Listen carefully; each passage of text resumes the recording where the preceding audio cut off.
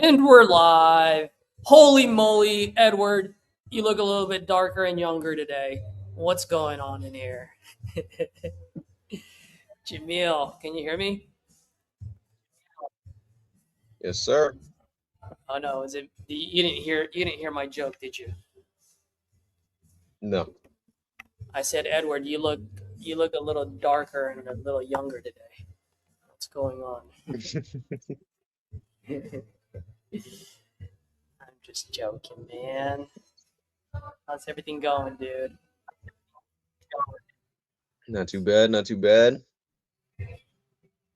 Green chaos. Green chaos. Let's fucking go.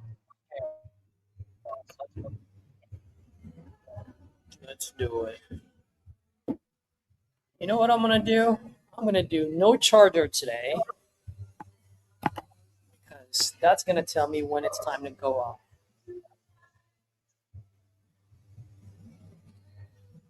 Oh, why is my mic not working? You guys can hear me, right?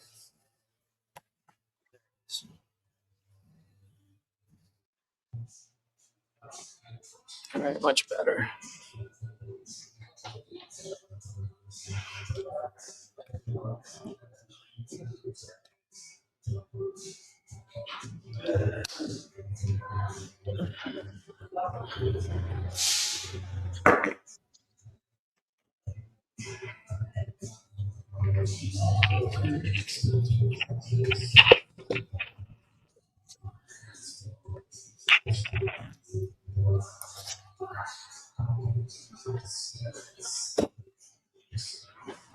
All right. I was supposed to call someone today. Who was that person? Cynthia. That's right.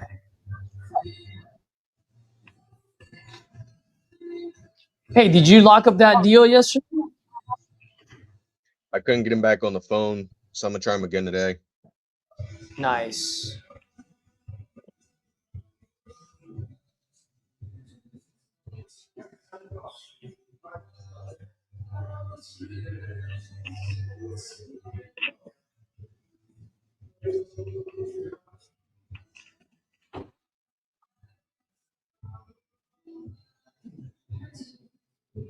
Yeah, dude. What's his name?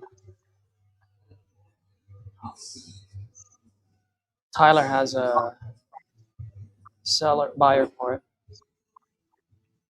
Yeah, that's the city I did my first deal in. What? That's the city I did my first deal in. Hello? Hey, Cynthia. Yes, it is. Who's this? Hey, Cynthia. Good afternoon. It's Caesar. You and I were texting each other yesterday about your property on. Yes, Caesar. Yeah. Yes, how are you, Caesar? Oh, How you I'm doing? doing great. How are you? Pretty good, I guess. Where are you located at? I am in the communist country of California Really? with Governor Hairgel. What can I say?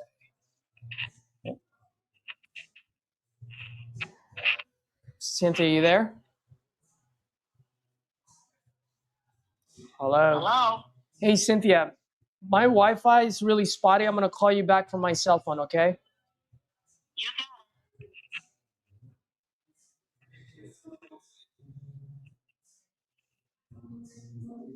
All right, let's call her from my cell.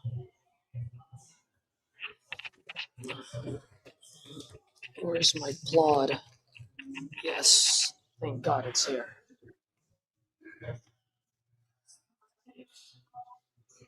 Oh no, it doesn't have any battery. Fuck. Oh well, at least it's recorded. Darn it.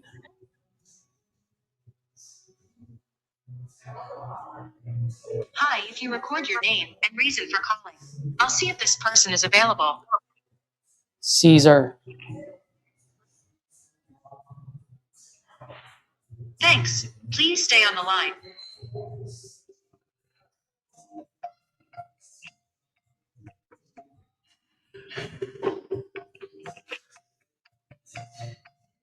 Like Julius is joining us. Cool.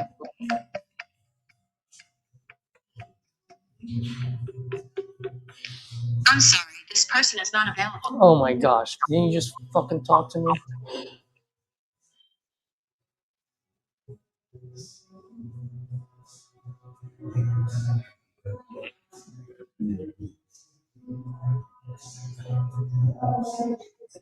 Telephone number 845. Hey, Cynthia. Did you just try to call me? I did. This is my cell phone number. 415-405-5394? Yes, ma'am. This is my personal cell. Yeah, I'm at a coffee shop and Okay. the Wi-Fi over here is a little spotty, so I switched to my cell phone. How's Okay. everything going? Pretty good. You're in San Francisco. Yes, ma'am. I love San Francisco. I was there a long time ago. Oh yeah? How long? Yeah. Oh, I'm going back a while. Well, it's changed a lot, I tell ya. Yeah. I'm sure it is. And you know what? Union Square is a ghost town now. Can you believe that? Really? Oh yeah, there's no one there. There's literally only one store. Wow. Where? Like right, you know where the cable car ends, like Union Square, where there's all those shopping malls, stores, and everything. In San Francisco? Mm-hmm. A No. lot of those stores and businesses had left because Really? yeah, because after COVID is just because the rent is so high. Yeah, I know because I have relatives in California, but on the other side, like near Temecula and Oh you yeah. know, along that area. Yep. Yeah, I grew up in it's San Diego, very- so I know exactly what that is. Yeah, yeah. So it's very hard. My cousin lives around that area. It's very hard. Mm-hmm. So yeah. Okay. So All right. So you filled out a form. Looks like you're looking to sell this property out in Glens Bay. yeah, in New York. Are you familiar with New York State? I am. I buy quite a bit in Rochester, Syracuse. I Okay. even did one in West Monroe. So yes. Okay. Yes, I am looking to do what they call like a catch offer, but I need to know what you can do for me. Well, how much are you looking to get for this? Well, let's put it this way. Depends on you saw a picture of the house, did you? Well, I see a picture of the house, but that's pretty much it. I mean, at the end of the day, I can look it up on Google right now. I am looking it up. But at the end of the day, I just want to make sure, just to let you know, I'm actually very different from everyone else. I genuinely want to help people out and put as much money as I can in your pocket. That being said, Right. I am an investor as well. And so I just got to be able to do that while staying fair to my business. Okay. Right. Now, What kind of business are we talking about? real estate. That's Oh, right. yeah. Yeah. I just got to keep the lights on, right? You know what I mean? So one thing I always say, ma'am, is, if my wife and I were driving around town and my wife pointed at your house and say, Caesar, I want that house, and I walk up Yeah. to your porch and I knock on your door and you open the Yeah. door, then you get to ask me how much I want to offer for your house all day Right, long because right. my wife says I want that house. That being said, Well, I don't think she's gonna do that.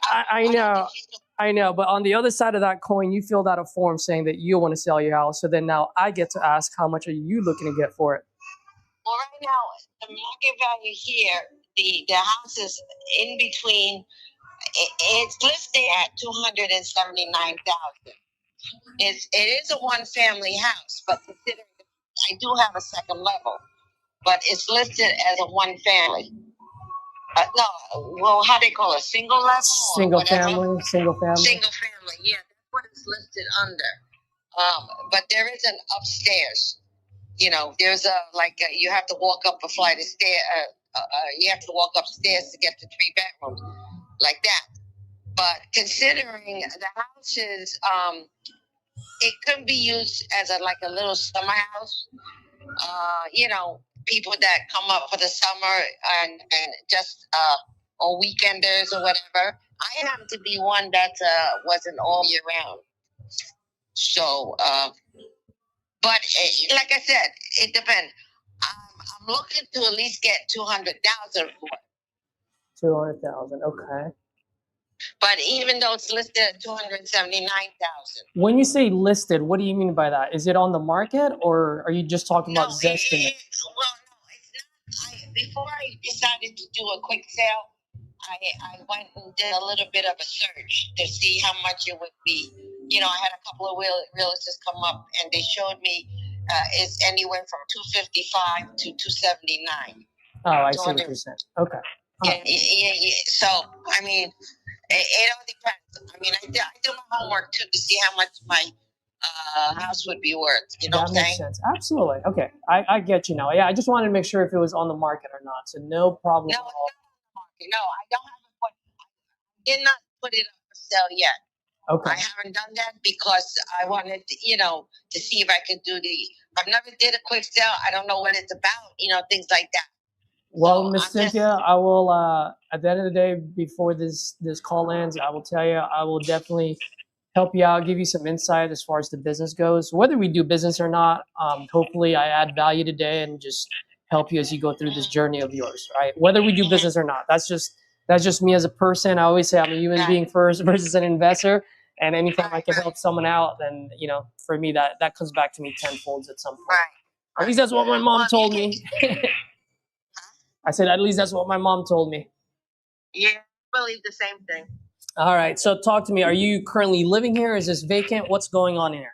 No, I live in the house. My husband and I live in the house, but he's not here. He's in the hospital. Oh no! Sorry to hear that. What's going on? So that is why I'm looking to kind of downside it. I cannot handle this house by myself. I'm looking to this house is giving me bad memories in a way. But I think it's time to do something different. I don't know. I just need to see what my options would be, because right now I don't know if he's willing, if he's ready to come home yet. He's doing pretty well, but yet he has his moments. Oh, if you don't mind me asking, what's going on? Well, he had an accident in the house. When he got up, he got very dizzy. He fell and he hit his head very hard. And they found that he had a hematoma in the brain. Oh, how long ago was this? Well, this was since the holidays, since Christmas and Thanksgiving of last year, the 2025. Oh. And he's been in this ever since. He was in the hospital for about a week and a half. Then they transferred him to a rehab. He's in a nurse rehab facility. He's getting a lot of, rehab, but this caused him to not walk. His speech was very bad. But now he's very, his speech is slow. He's walking. He's getting a little better as far as walking goes. But there's other issues involved right now. Okay. Well, first and foremost. So the medical bill is, that's why I need to sell also. I need to, the money, the proceeds to pay the medical bills also. Oh, geez, sorry to hear that. Are you guys not having health insurance, or are you saying just to pay off the? No, we have the health insurance, but we applying for what they call Medicaid. That's to pay for where he's living now. Medicare did only so much. That's right. That's right. Yeah. I know exactly what you mean. My folks had Medi-Cal as well. In California, they call it Medi-Cal, which is the same thing as Medicaid.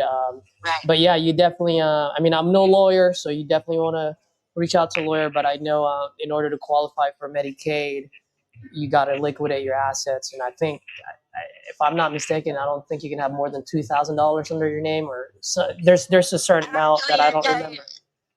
Actually, to tell you the truth, is where he is right now, they applied for Medicaid. He's in Pennsylvania. If you're familiar with Pennsylvania, he's in the Pennsylvania rehab, and they're the ones that applied for him. So we're waiting to hear to see what they have to say. And so far, we haven't got an answer yet, but he's still there. So. Okay. All See right. what happens. Well, hopefully I can help you folks out. And Right. by the way, I'll let you know if I'm not your solution. I'll be the first one to let you know as well, because I generally do want to help people out, and sometimes the best Sure. help I can give is to let someone know that I cannot be of help. You know, so that way you don't waste your time, and that's okay. Now, if you don't mind me asking, you said he's in the hospital. I mean, if we were to do something here, is he aware that you're selling this? Because it looks Yes. like both of Yes. your names are on title, so we're gonna have to get both signatures if we were to do something. Yes, he's aware. He's aware. He's Okay. aware of it. He's on the deed. He owns. He's part owner. He's Okay. part owner of the house, and he knows exactly what's going on. Before I decided to do this, I discussed it with him. Okay. So he really knows. Got And it. also, I have a brother that knows also that he's helping me Okay. do this. So whatever you offer me, my thing is I need I need it in writing. Whatever your offer is going to be, and then I forward it on to my brother, and I will forward it on to my husband. Let them see exactly what the situation is. I don't make any solo decisions. I have two people backing me up. Oh, absolutely. And by the way, if we do decide to do something, I'm more than happy to hop on a call with any of those two people. We can do a three-way, a Zoom call, whatever it is. Right. More than happy to make it as convenient as possible for you. Just curious, Right. by the way, this house of yours, do you guys own it outright, or do you still owe money on this? No, we owe money on it. Okay, and if you don't mind me asking, how much do you guys owe? 162,000. 162. Okay. I mean, the only reason Right. I'm asking is because if we do a deal, obviously that has to get paid off first, right? Yeah, I understand. I understand. The thing is, I'm in a negotiation with the mortgage company as we speak, so I understand that it would have to be paid off. But Got I it. would also need to, like, if we do business, see what your options would be. You know what I'm saying? Oh, absolutely. And is this a 3-bedroom, 2-bathroom, or is it a 2-bedroom, 1-bathroom? Actually, it's 3 bedrooms. There's one room that can be a studio apartment. Uh-huh. And I have a 1.5. They list it as a 2 bathroom, but it's a 1.5 bath. Okay. And ma'am, with owing that much, I mean, any reason why you haven't gone with a realtor yet to put it up on the market, since you already had realtors talk to you about it? I was still thinking. I don't know what Still thinking. what I my see. options are right now. I Gotcha. just don't know. Okay. You know. So, as I mentioned earlier today, like I'm here to let you know what my thoughts are, so that way it can help you as you go through this journey. I personally believe your best bet would be to put it up on a market. Okay. And here's the reason why. I just looked in your neighborhood, and Right. the properties that I see that sold, there's one on 31 Minnesink Trail sold for 185. There's another Right. one on 15 Minnesink Trail sold for 199. 32 on Delaware Trail for 200, and that Yeah, I was have in the market for a one while. next door. My next door neighbor, he's putting his house up for sale, but I don't know how much he's asking for. Yeah. So for me, so I'm just explaining to you, when I look at how much I can afford to pay for a house, I just look at what's sold, not what's for sale. Because the thing is, a lot of these realtors nowadays, and some of them are really good, by the way, but most of them, they're good at two things: slapping a high price on your yard and dancing on TikTok. And so I always like to just look at what actually sold, because then that tells me what the market is doing. And right now, based on those houses that sold in the high 100s, in order for any investor, not just me, okay, but any investor for it to make sense for them to make any type of profit on the back end, they would have to buy this in the low 100s, which you still owe 160. So that's what I'm saying. If I were you, if you really need to sell this, I would put it on the market. I would talk to a realtor, put it on market, because you need to find someone that's gonna buy it and live there, not buy it and buy it as an investment, right? Because if we're buying it as an investment and we can only resell it for 200, there's no way I would buy, or any investor would buy it at 200. Okay. I appreciate you being very honest about it. I don't want to waste any more of your time, but I appreciate you being very honest about the situation. I will give it a very good thinking about it. Absolutely, ma'am. You go ahead and do that, and I wish you the best. And just make sure Thank you you. interview multiple realtors to find the right one. Okay. Thank you very much. I appreciate it. You're welcome. Bye bye. There's no equity there, guys. It's game over.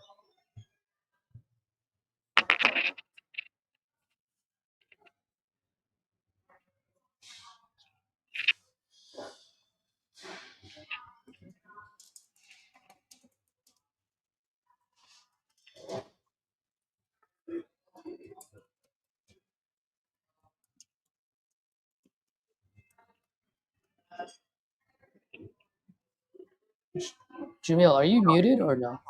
Oh, there you are. Now I Yeah, can I hear don't know you. if you could hear my dialing or what. Bro, yeah. Why would we be on YouTube and be dead silent? Hear your dials. You'll hear mine too. Telephone number 9. We should have focused the past.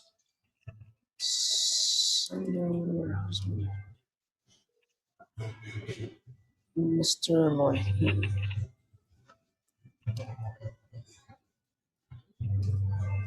Ready healing buyers.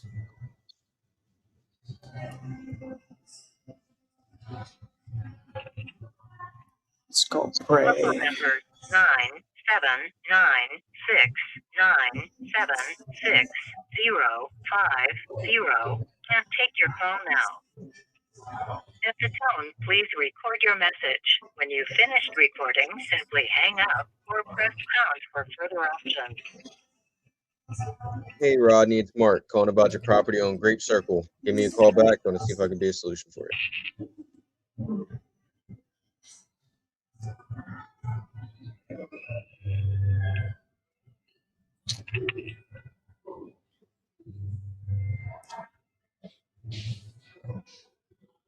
All right.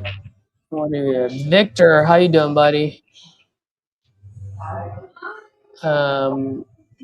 Victor, what do you mean by what a way to ask again? I'm gonna use that one. Which one?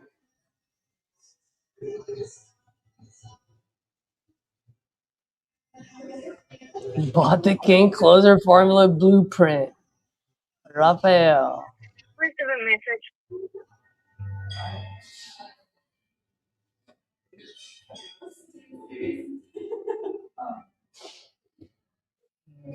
Let's see. Well, I deaded that lead quick.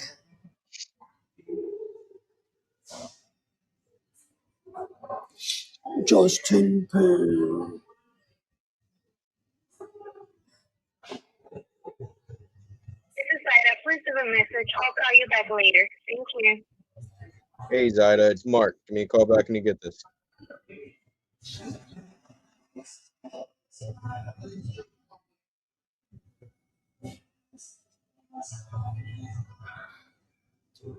Let's call this guy just in case. Well, actually, no, I don't.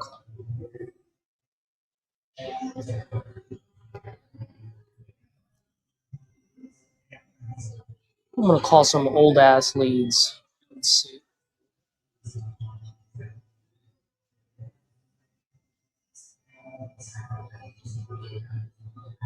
When I spoke to last night, and I did not.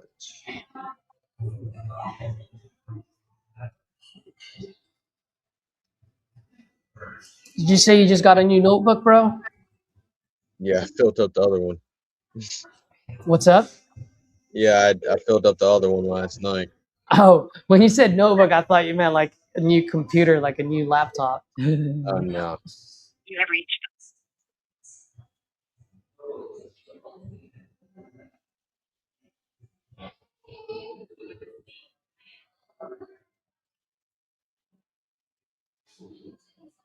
Oh man, Alex sent her my video? Hello. Sweet. You have reached the voicemail.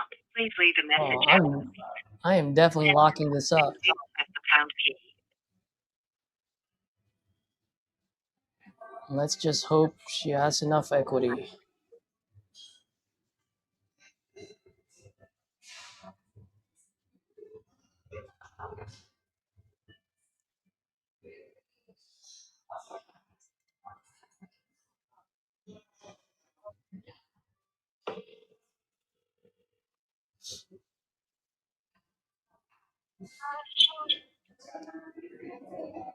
Good morning, Alex. How are you? Hello, Madeline? Yeah. Yeah, Hi. hey, this is How are you, Alex? this is Caesar. Can you hear me? Oh, hi. How are you? I'm doing Yes, I great. can. Now Yeah, I'm doing great. Alex asked me to give you a call. He mentioned you're still looking to sell your property on what is it, on Hillsdale? Let me see. I'm just pulling on Yeah, Overlook, on Hillsdale, New Overlook York. Drive. Yeah, and Yeah. it, and then Yeah. he told me he sent you my video. Yes. That is such a funny story. I mean, I can tell that seller is so relieved. Why he bought that in the I first place is so funny. But, I mean, I could see it more like a clubhouse kind of thing. mm-hmm, I could see people going for drinks and, halfway through the course or something, or doing a half round or something. But anyway, that was funny. Very funny. Absolutely. Well, I'm glad you had made you laugh. I always tell people it's a good way to put someone to sleep, but I'm glad it was entertaining for you. So this property I'm just pulling up right now. And by the way, much apologies. I didn't get a chance to really look at his notes. He sent me a text late last night, and I just wanted to give you a call as soon as I fired up my laptop. So if you don't mind, I know you probably had a lengthy conversation with him. If you don't mind, I'm gonna do the same. So for this property, how much are you looking to get for it?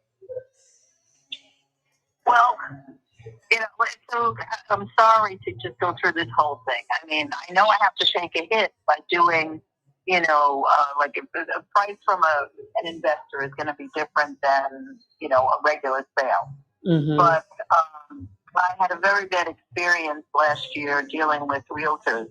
Uh-oh. I put it on the market late in the season, and it actually really probably stems from the second realtor, but he's an attorney and a realtor, and what he did in retrospect is he picked the first realtor to replace someone that I wanted to deal with by making that person so upset they wouldn't take the property.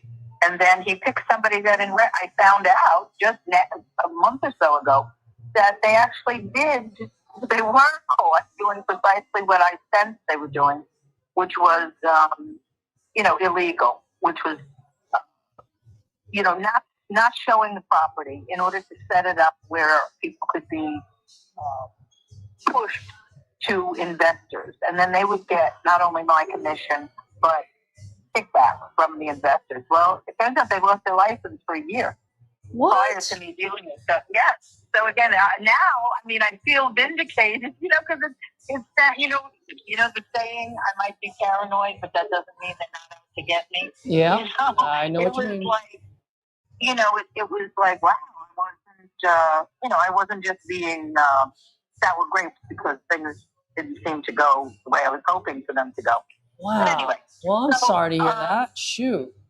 Yeah, and then the person who set it up so that I would give them a chance, and I knew them for 10 years, and I had a good experience the first go round. That's why I stayed in touch with them for 10 years. But boy, I don't know if they're desperate or if they've changed over the years, but I would never deal with the person again.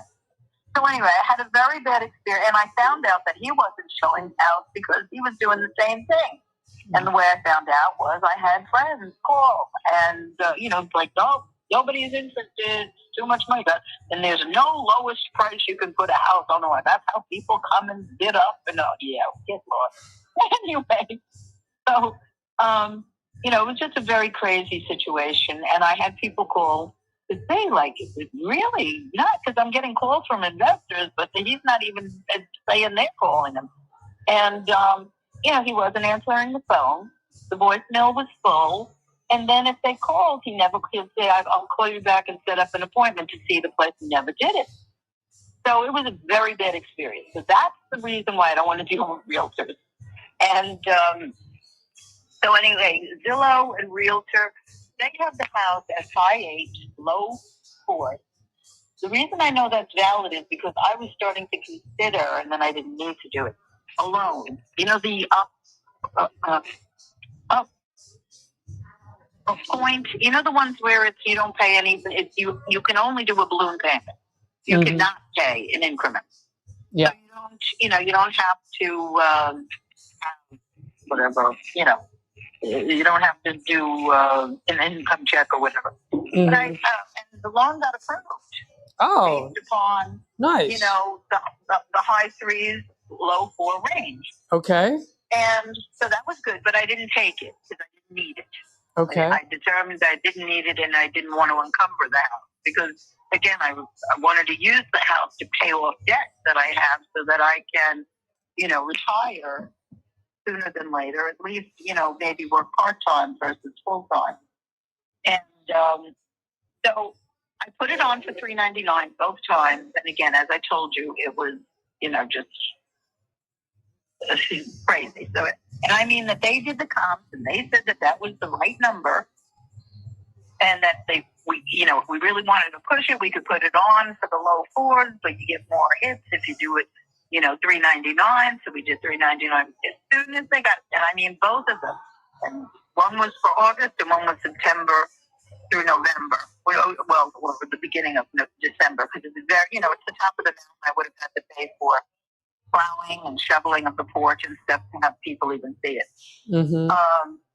So as soon as they got it, though, then it was like, you have to drop it. Well, I'm not dropping it. I'm like, you just did the count. You haven't even done an open house. What? Anyway, so it was a game. And like I said, was I being paranoid? I don't know. And I could have reported them to have checked. It's a good thing I didn't, because they really would have lost their life. And I didn't want to, harm somebody's livelihood. So I just, took the hit, went away. And luckily, I didn't need to do this. I mean, if I really needed it, I would have been screwed terribly. But anyway, so with all of that said, now I know it's more of a buyer's market than it is a seller's market. So I think it's a little softer than last year. Now that realtors are calling me because they want to see if I want to list with them, they're saying the reverse.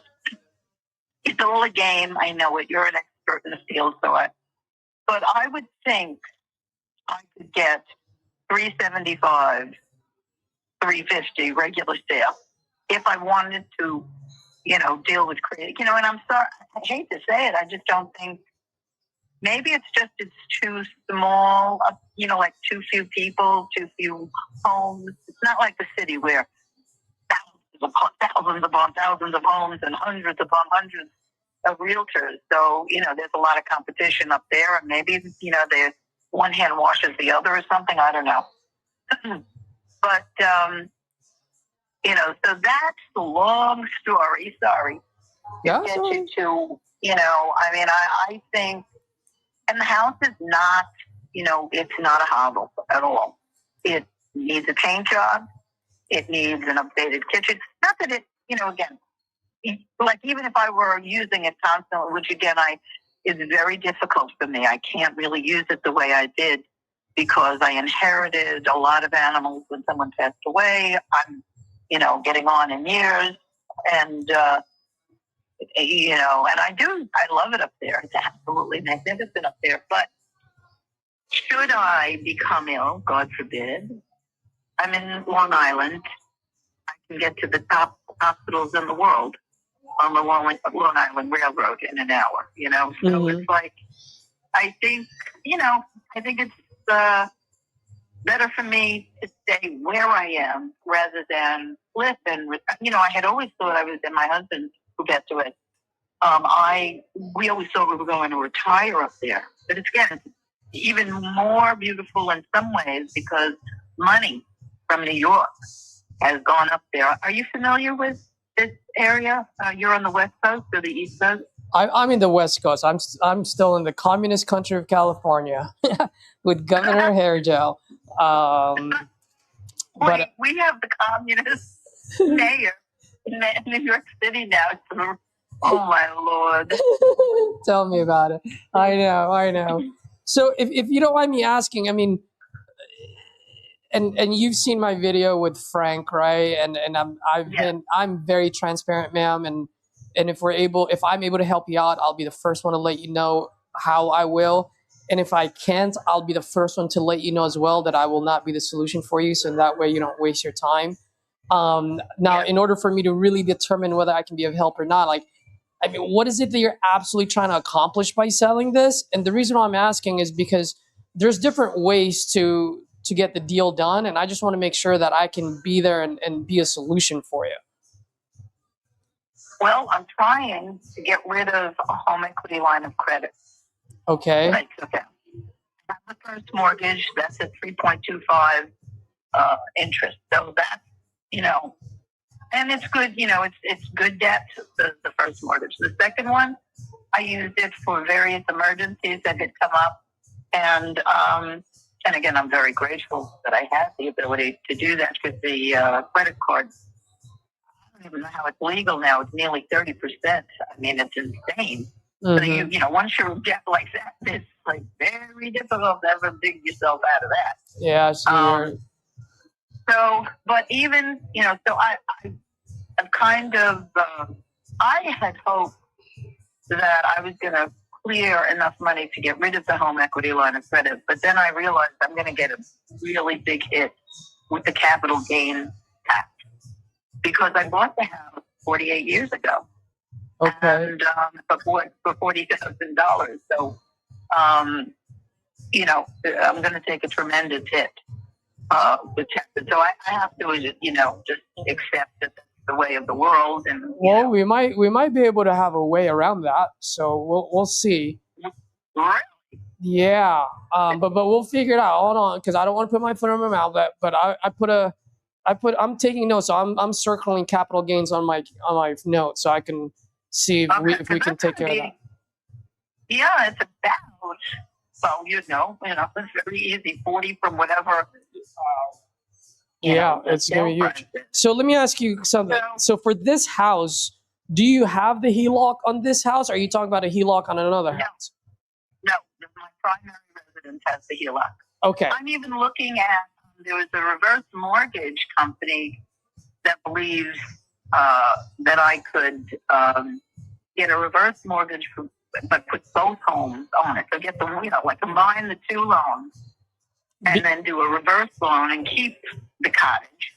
Well, or at least keep it until, I'll tell you. I don't want to do that. I mean, I'll tell you why. Because I don't want to give up the 3.25 to a 7.9. You're absolutely right. You're absolutely right. I was just going to say, be very careful. I mean, if that should be your absolute last option if you have to, because I do this quite a bit and I hear horror stories about reverse mortgage. I don't even know how that's legal. But it is what it is. So let me ask you, how much is your HELOC? What is it that you're trying to wipe off? How much is that? Well, it's a lot. I'm afraid to say it. It's a lot. It's a lot. And, I'm paying about $2,500-ish, depending, because it's a variable rate. It's, what is it, 1.5 above prime lending rate. Yeah. So it's like 2.5, 2.5K a month. So if I, but if I got ideally, it's 300. It's 300. And I wanted to get rid of the 300, clear the 300 with the cottage, just sell the cottage, clear that, and just have that one mortgage, which again, I can manage. I can manage but the additional HELOC, I have got to keep working, and I'm 71. So, at some point, there's you know, and I don't want to leave the home I'm in. I'm a single woman. It's a beautiful area. It's a safe area, as any place can be safe anymore, you know, but I have to be careful. I can't live in a place where even in the night somebody's going to break in potentially, you know, or I can't come home after dark because it's too dangerous. You know what I mean? Absolutely. So, and again, and as I said to you, it is a beautiful location. It was designed by a woman, turn of the century, 1920s, but 1900s, because the village was built in 20 years ago. And, you know, it was designed for you to get into the city easily. It's even better now since I live here. Now it's Penn Station and Grand Central, you know, within 45 minutes to half an hour. Mm-hmm. So, you know, the prime area, it's easy to get to the airports and everything. So this home, and it has appreciated very nicely. You know, I'm very grateful. Love it here. I have a lot of friends here. So, Are you talking about your Long Island house? Yeah. Okay. Yeah. So, you know, but that's the story. And again, the reason why I would even consider telling you such a family personal thing is because, you know, Alex, you can't have a better person on your team. He's just he's very intelligent. He's very, you know, good at what he was like amazing me with all of the options. Well, he's this. Yeah. There's this scenario, there's that scenario, there's this scenario. I mean, I was like, holy, you know, it was really fascinating, actually. And but he's just such a great human being, and I trust him. And he has said only the nicest things about you. And, you know, seeing that video and speaking with you, I have a really good feeling about you as well. So, but that's the situation I'm in. And again, I don't have to do this because I still am capable of working. Plus, I have my, you know, Social Security. So, but then I say, well, what am I holding on to? And, you know, you know what the beauty of that house is? There's very little overhead. Mm-hmm. You know, the taxes are less than $3,000. That's the town and country and schools, less than $3,000 a year. Mm-hmm. The home insurance is like, I don't know, 1,005, let's say. Mm-hmm. What is that? But let's say that's 5,000. Home insurance and taxes. And then there's, you know, the just regular upkeep, the lawn, the landscaping, the exterminator, because again, you're on the mountain, you're in the woods. Mm-hmm. You know, and that's basically it. So it's like, it's not a lot to carry. You know, if it were, I'd have had to get rid of it a long time ago. So that's the beauty of it. Can I ask you? I don't know if can I? I'm so sorry to cut you off there. that's okay. Let me ask you a quick question. Your HELOC, you said it's $2,500 a month. Like how many months is that? $2,500 a month, and how many months will it take before you finish that off? Well, that's just the interest, I believe. And I can tap. I have another 100,000 to tap. You have another what? So I'm not, you know, like I could tap 100,000 more if I wanted to for the next 10 years. But then there's 20 years of paying it off. Yeah, we don't want that. Yeah. That's why, again, I wanted this to be an interim step. Yes. Stabilize, you know, get rid of paying at least 27 a month. Yeah. Percent a month to 7-8%. So that's why I sat down and said I really think it's time to let go. And for whatever reason, well, you know, again, it really. The other thing is, if God forbid we have another crisis, which we can have at any moment, and we will have something happen within the next year, because it's just the way, you know, the world is so unstable. But then the real estate up there goes crazy, wild, you know, like people will pay anything. So that's what happened with 9/11. That's what happened with COVID. If God forbid Putin stops using tactical nuclear war against Ukraine, which I think he's done it too, because he told all the Americans to get out. You know, I mean, so I also said, I've been talking to myself about, like, now don't be upset if it doesn't work out again this year because maybe it's not the time. You know? Well, you know how things sometimes, it's like you're, God, you know how people have missed a plane and it was a sure good thing that they missed that flight, you know, that kind of thing. Oh, absolutely.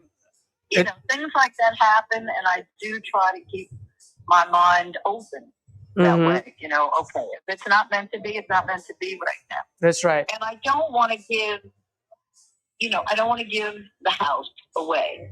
Do I understand that I have to take less money because that's what incents investors? They want to buy low and sell high. And Yes, put a ma'am. little bit in, or not, you know, put money in that they know they're not only going to get back and quickly, they're going to make a nice profit.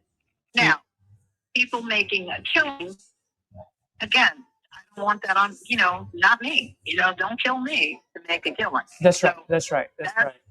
You know, Well- that's where I've been experiencing, you know, Well, one thing I always say is, you know, I don't need to hit a home run. So as long as I can get to first base and knowing that I can help someone along the way, for me, those are like the best deals that I have under my belt and the ones that I like talking about, you know, around my family and friends. well, you know something, I think that's so important, and I really mean this. That is so important to live by, because I truly believe, and I have seen it over and over, karma's a bitch. But if you put out good to the universe, you might not get it where you should. Like, it's not like a 1-to-1 correlation. It's not. you're Back right. to you. Yes, You know, it comes, but it does come back to you. You put out evil. Oh my God.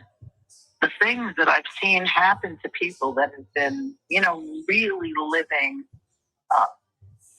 you know, not a life to be proud of, in my opinion. Yes. And, but people who are essentially good and fair, it comes back to them. You know, even people you're surprised that, like, you didn't think people noticed, and it comes back to you. So, but not necessarily from the people who should. That's the funny part about it. It's like it comes to you in funny ways. Yes. You're disappointed in one person, and then someone that you had no expectation of, Yeah. So, you know, zooms in and helps. It's very strange. absolutely. But anyway. Well, let me ask So- you a quick question. Actually, if you don't mind, I'm going to ask you probably anywhere between 1 to 3 quick questions, and then from there I can give you kind of like the options just based on what I'm hearing. And then let's see if any of them sticks, right? If one of them you say, hey, that actually would work, then let's go to work. And if not, no harm, no foul, no pressure. I'm very similar to Alex, and that's the reason why I was like, you know what, Alex, be part of my team, because, you know, like, he and I have the same mindset as far as helping folks out. Yeah, he's a very nice young man. So- A real gentleman. Yeah. Very. So let me ask you, I mean, at this point, are you looking for speed and convenience, or are you looking for maximum value? Like, what's most important to you? Maximum value. Maximum value. Okay. I can wait. That's one of the elements that I've been talking about with him. You know, well, again, that's it. You know, I'm looking for maximum value. And How long can you wait for? So, please God that I have no emergency, but, you know, if you need, and essentially he was talking about 90 days is like the outer limit, and the things can happen faster depending on how you know, if you get backers or whatever sooner. So, I mean, but I can wait for 90 days, you know, Okay. or maybe let's even add another month to it, because it'll take a month to, you know, maybe come to, if we were to come to terms. Okay. So it would be so, you know, but I can wait the 3 or 4 months. Okay. And also, I just want to take a really quick step back and just, I just want to make sure that I heard you correctly. Your number one, if we had a crystal ball here, the ideal solution, ideal world for you would be to wipe off that $300,000 of HELOC. Yeah. Or at least get rid of that $2,500 a month. Either way, you want those bills out of your way. Yeah, that I don't see how you could do one without the other, but yes. Okay. I mean, especially the fact that you said that you have ideas about the capital gain reduction, knock yourself out telling me, because that's the biggest, to me, that's robbery. I really consider it highway robbery. It's crazy. Yes. Okay. Anyway. So based on that, there's 3 different options for you. Okay. So you're going to have to bear with me. And if one of them you don't like, please don't get mad and not hear the others. I want you to keep an open mind, because each one has its own pros and cons. And then whatever you feel like would be best for you is what we can dig deeper into it. Okay. But I'm going to explain to you high level so you understand. I don't know if you have a pen and paper, but if you do, maybe write it down. So then that way, if we have to get on another call, you at least have notes. You know what? Just give me a sec. Hold on 1 second. Okay. Sure.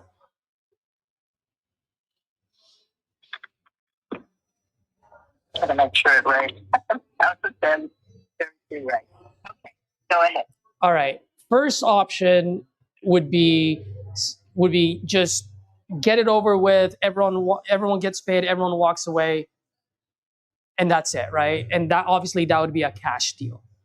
Okay. And it's probably the one that you would not like. I'm just gonna be honest with you, but it is an option nonetheless. So I'll put it on the table, and it's up to you to push it aside if you don't want it. Okay. Now the cash deal would be quick, speed and convenience, like I mentioned. The downside to that cash deal is because those realtors really screwed you up. What I mean by that is, whenever you put a house on the market, and you can probably agree with me on this one. If it's on the market at $399 and no one bought it, right? Anyone, whether it's an investor or someone moving in there, what's the first thing that comes up to their mind? Why didn't it sell at $399? Right? I agree with you. I absolutely agree with you. It stigmatizes the house, right? And it may even be worth $350 or $300, but from an investor's point of view, if it didn't sell at $399, and whether you agree with it or not, this is just how most investors look at it, okay, especially on a cash deal. If it didn't sell at $399, it's probably worth $399 after I fix it.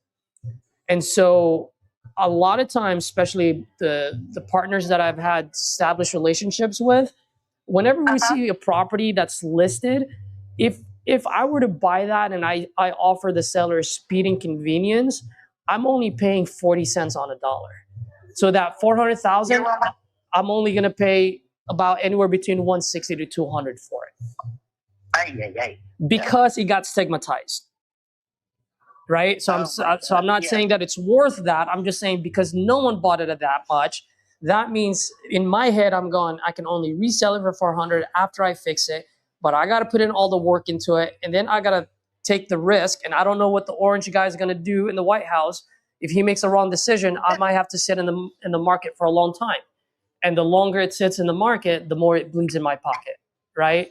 And so when you do the math with all of those risks, then that's why I said it stigmatizes. But that would be a cash offer. It's going to land somewhere in that range. Okay? Yeah, that's definitely out.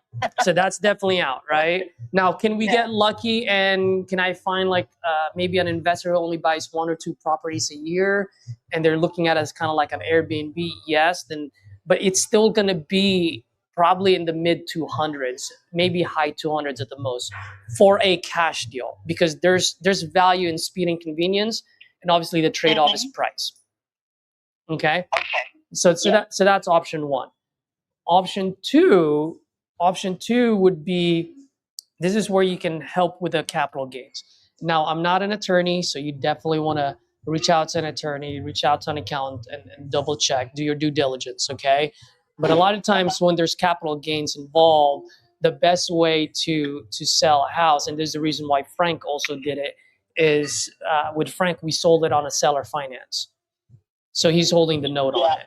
Right. And so the reason for it is because now he's getting a monthly payment, and that monthly pay. So instead of let's say we sell this at, I don't know, 300,000. Wait, so we sell it at 300. Okay. I'm just coming up with numbers, right? So if someone pays you $300,000 cash right now, you're going to have to pay capital gains on 300 minus 48,000 or whatever it was. Right. Right. Okay. Okay. Yeah. But when you sell it on a seller finance, And let's say you're only getting paid $2,500 a month for the next 10 years or whatever it is. Well, $2,500 a month, that's only $30,000 a year. Oh, So you're only getting okay. taxed on that 30 grand, not the 300,000. Oh, okay. So that's how you can go around that capital That's gains. interesting. Okay, that's interesting. Okay. I'm sure that Alex explained that and I didn't understand it. But anyway. Yeah, no problem. But that might be a potential solution for you because it knocks off that capital gain problem for you. But also at the same time, if I can find someone that will, let's say, that loves Airbnbs and is like, hey Caesar, I'll pay her $2,500 a month for the next 10 years, whatever it is, right? Then all of a sudden you're 20. Not only do you not solve the capital gain problem, but now you no longer have to make that $2,500 a month on your HELOC. Someone else will. Let me see. The 20.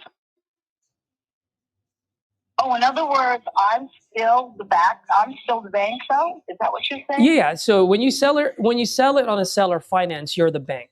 So in other words, instead of me going to Bank of America to get a loan for $300,000, I just go to Bank of Cynthia. And I just say, hey, Bank of Cynthia, I'll buy your house for $300,000, but I'm going to make monthly payments for you, or to you. Sorry, not for you, to you. So and I'm just coming up with numbers, right? Like I didn't look at I just want to explain how it works so you understand. So for example, I just want to make numbers as simple as possible. Let's say I pay you, Bank of Cynthia, $2,500 a month. Well, $2,500 a month is what? $30,000 a year. $30,000 a year times 10, for example, that's $300,000. So if I buy your house at $300,000, I'll pay you $2,500 a month. That helps me because I don't have to go to Bank of America anymore, right? And then it helps you because it solves your capital gains problem, and you now have $2,500 a month coming in, which in exchange, you're simply just going to write a $2,500 check to your HELOC. Okay. All right. This is sounding interesting because there was something I was going to ask. Did I just let I have an outline? I'm sorry? Okay. So you keep going. There's something that came in my head. I mean, it's sounding interesting in a good way. In other words, but in 10 years, I'll be whole. In 10 years, you'll be whole. Yeah. And like you said, instead of paying, so is it somehow, I don't know if this is the right word, amortized in terms of the capital gain? So year one, let's talk about year one. Mm-hmm. What is and again, I understand what you said. I have to go to my CPA and say, this was suggested. What do you think? Does it, add up? But while we're on the call together so that we can, so the 30,000, what with the cap, would I be paying a portion of capital gain? So that's where I'd rather not answer that question because I'm not an attorney or a CPA. I would just ask your CPA. Because like I said, I don't want to give you false information. And so if I were you, I would do that. All I can tell you on a high level, you're not paying taxes on $300,000 because you only received $30,000 for that year. Okay. Oh, I know what it was. Here's my question. God forbid you can't make the payment. Yes, great question. Something, what happens? Is it again like the bank where I foreclose, but it takes 20 years?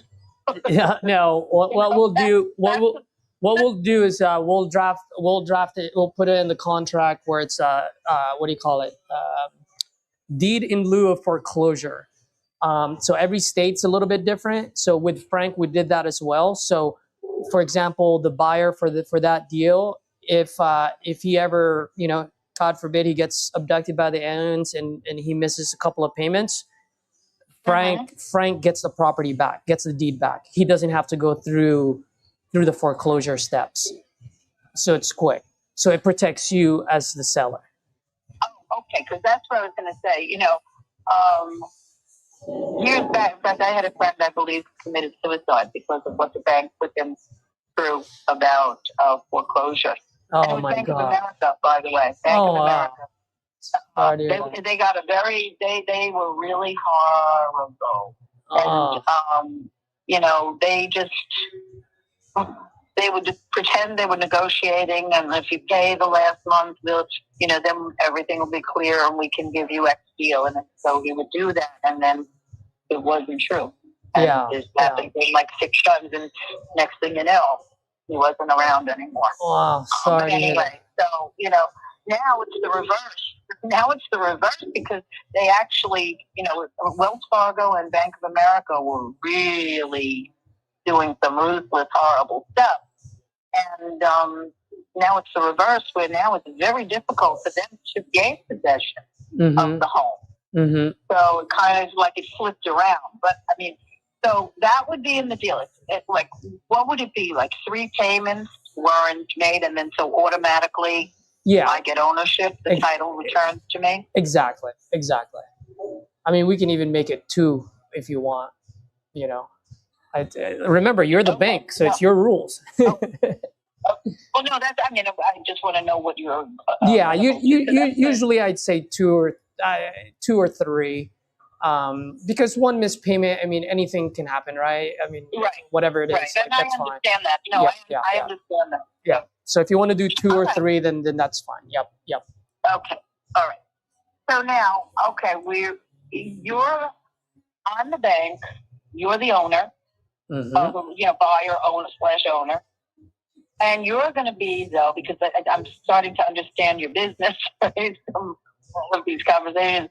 So you're going to be shopping around, though, to get someone to buy it off of you. Now, are you going to put improvements in?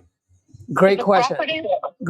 So a couple of things that you said there. You're going to be the bank because you're the seller, right? It's going to be Bank of Cynthia, not Bank of Caesar. It's going to be Bank of Cynthia, right? So the end buyer is going to be making the payments to you, okay? Not to me, but to you. All right. So I just want to correct that. So you're the bank, not me, because it's your house. Okay.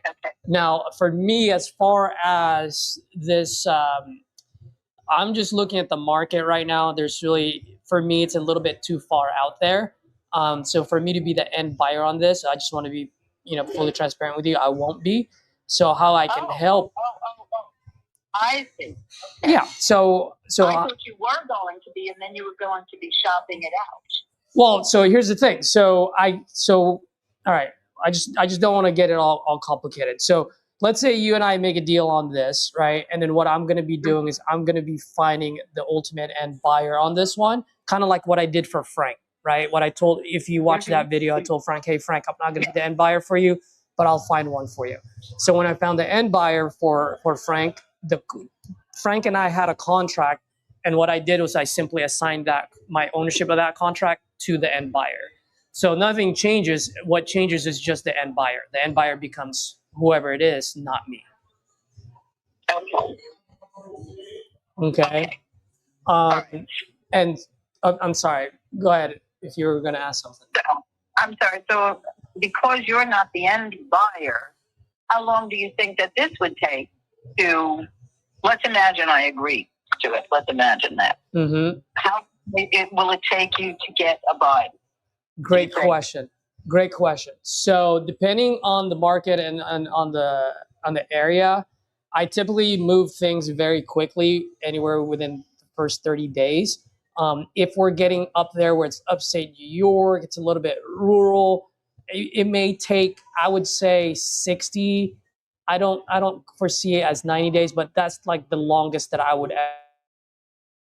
The way I look at it, Ms. Cynthia, is if I can't find you an end buyer in the next 60 days, most likely I'm not going to find one on the 90th.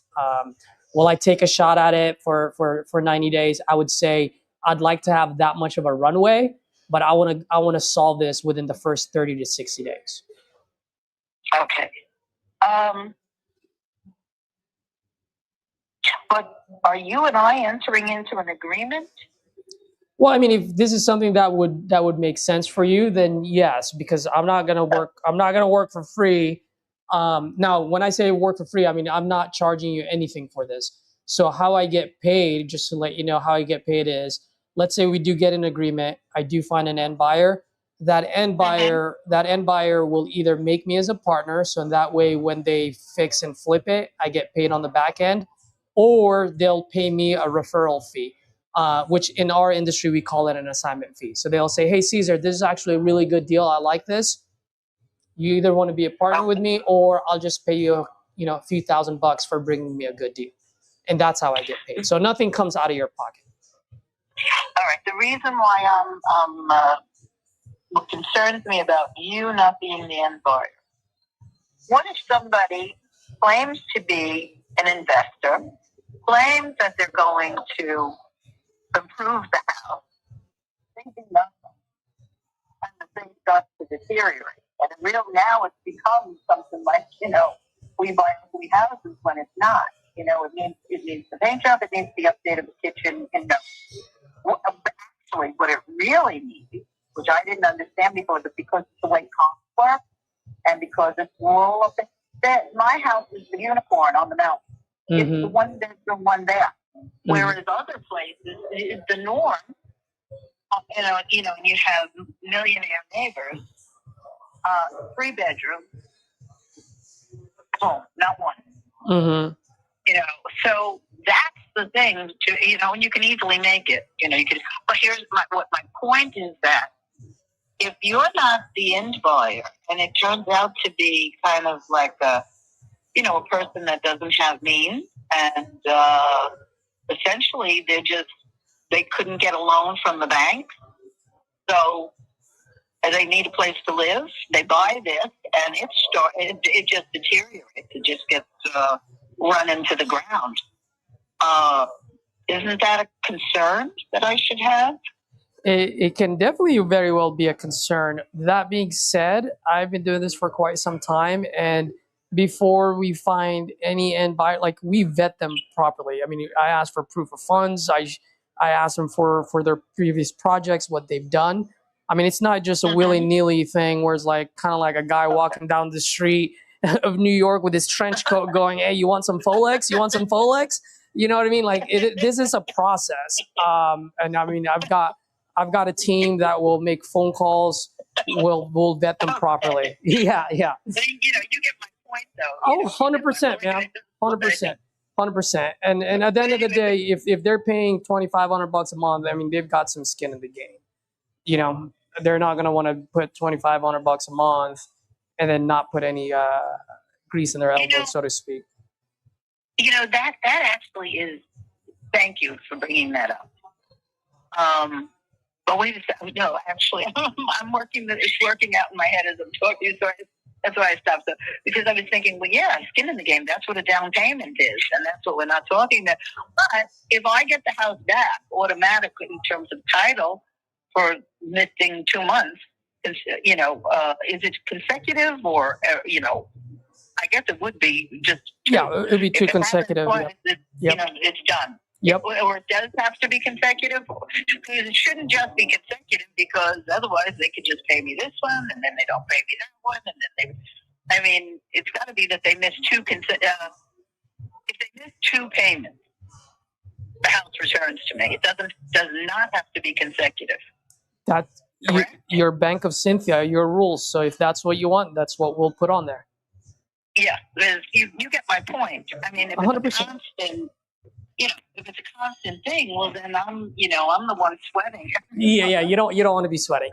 Absolutely, and that's the beauty of doing this owner finance, because you're the bank. You get to make the rules that you want. Yeah, now it can't be unreasonable, but you can make your own rules.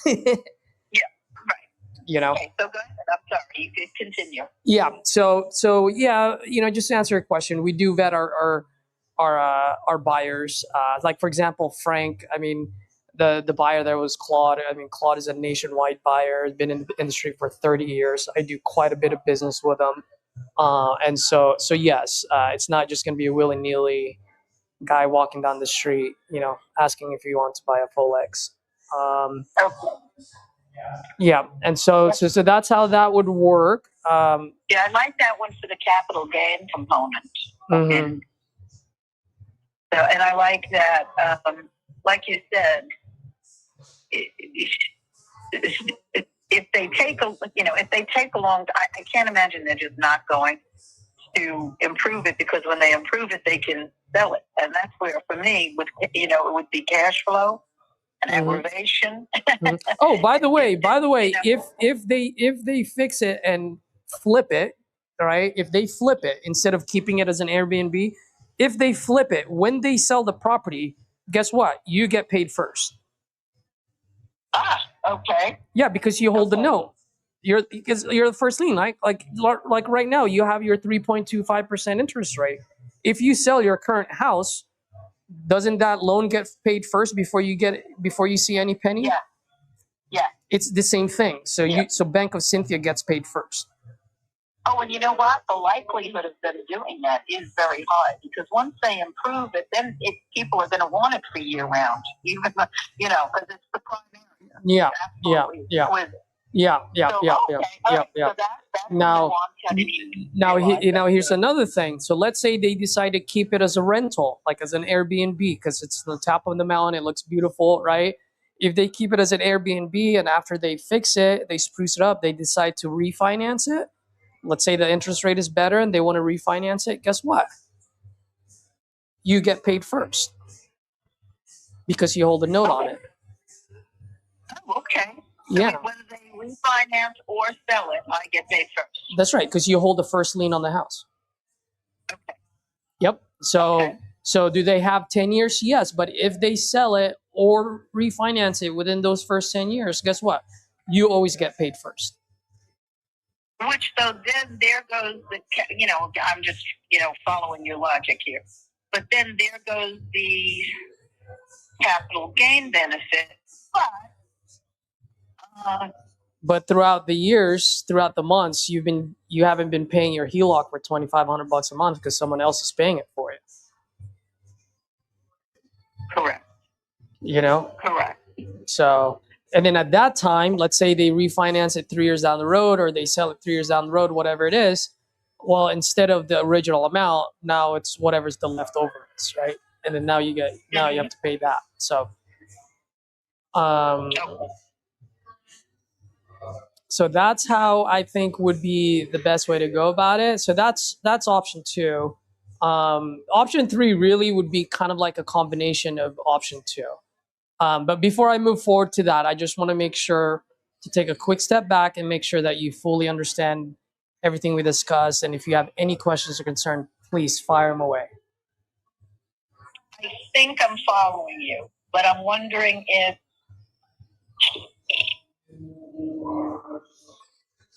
do you think $3,000 a month would be viable at 300, or does it have to be 325 to be 3,000? Because remember what I said, it's the variable rate. Yes, I see what you're saying. So let's say we do something like this, and what I told Frank, and I think I said it on the video as well.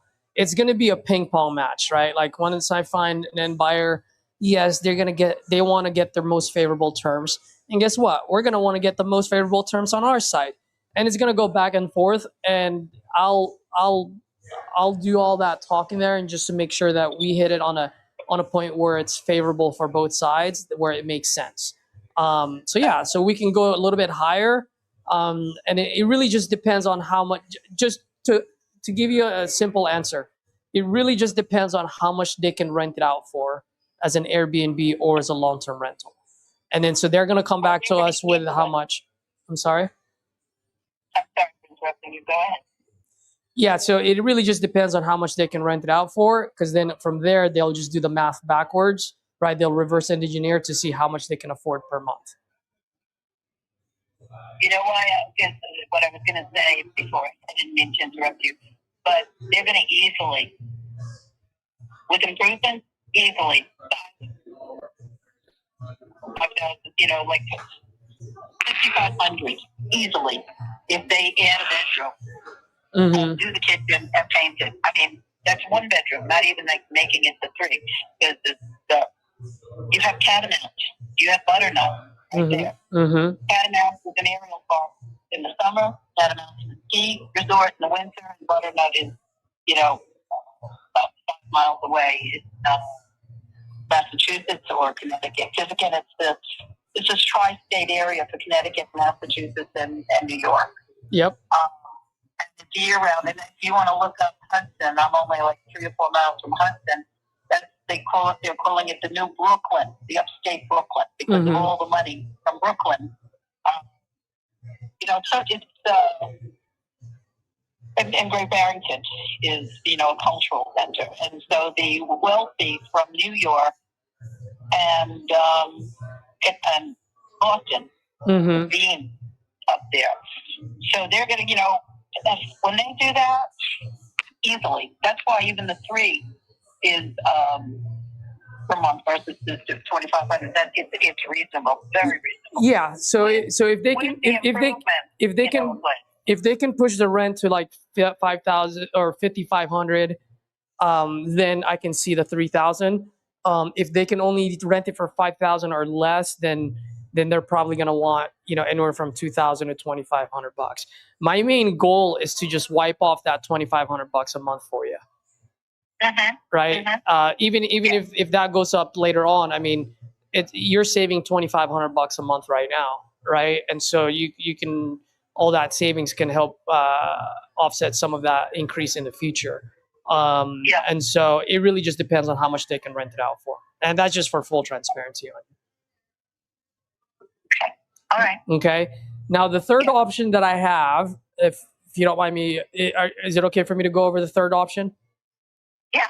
Okay. Definitely. So here's the third option is this. I don't see this as something that I would do right away, but it's something that I might do if I can't find an end buyer on off market. Okay. Because I do have a huge network of investors nationwide. And like I said, and I told Frank, I usually move deals within 14, 30 days.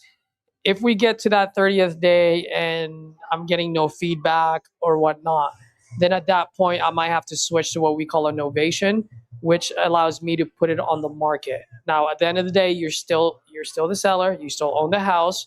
You still make the final decision on, once we get an offer. But if I can't find a buyer off market, then I will need to put it on the market. So that way, because what I'm doing is I'm casting a wider net where now I'm looking for, like I said, that unicorn buyer that loves to buy Airbnbs, for example, or they only buy 2 to 3 properties a year instead of 2 to 3 a month, and now they're willing to pay more and take an upsized risk. So we might have to get there, and I'm just letting you know now, so in that way we can manage each other's expectations. But that will be my last resort. I don't really like putting properties on the market right away, because if I do, back to what I said earlier, it stigmatizes it. So I like to do everything off market first. And then if I have to pull out that card, then we pull out that card. But I don't do it until I make sure all the stones are unturned off market first. Okay. I agree with you.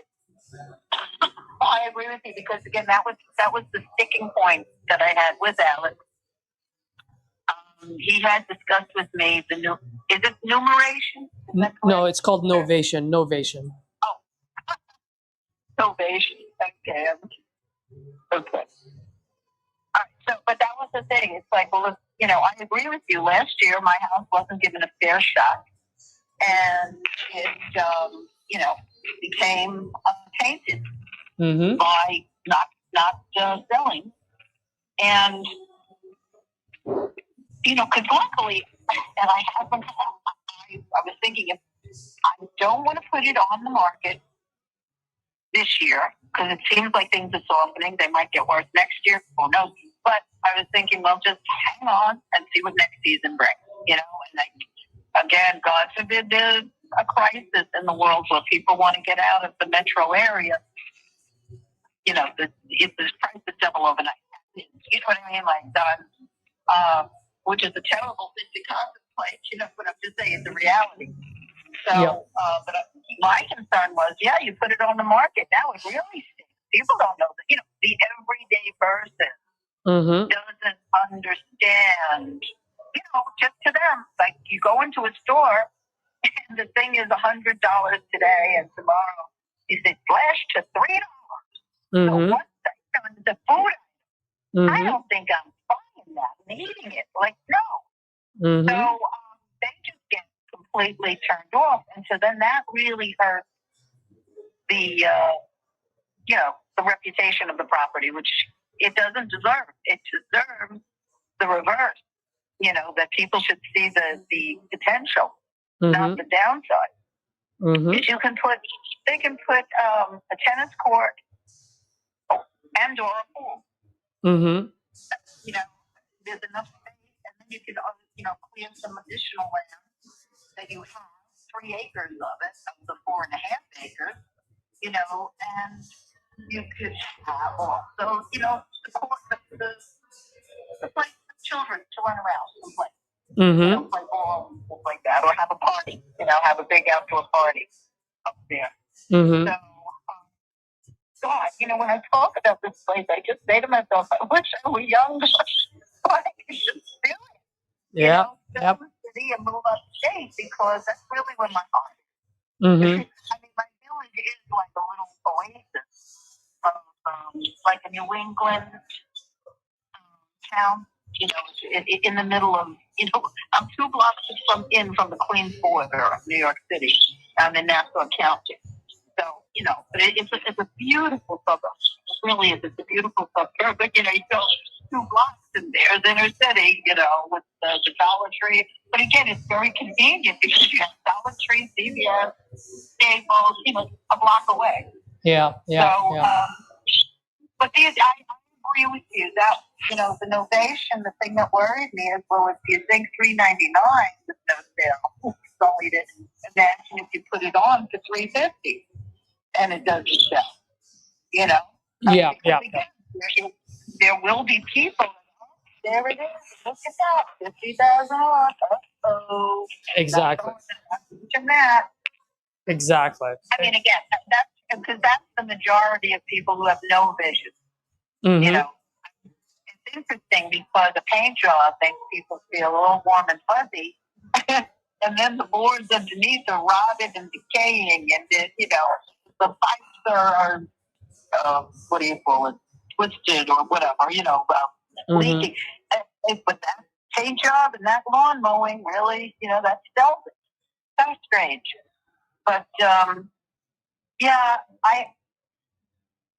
the second one sounds, more like something I would consider.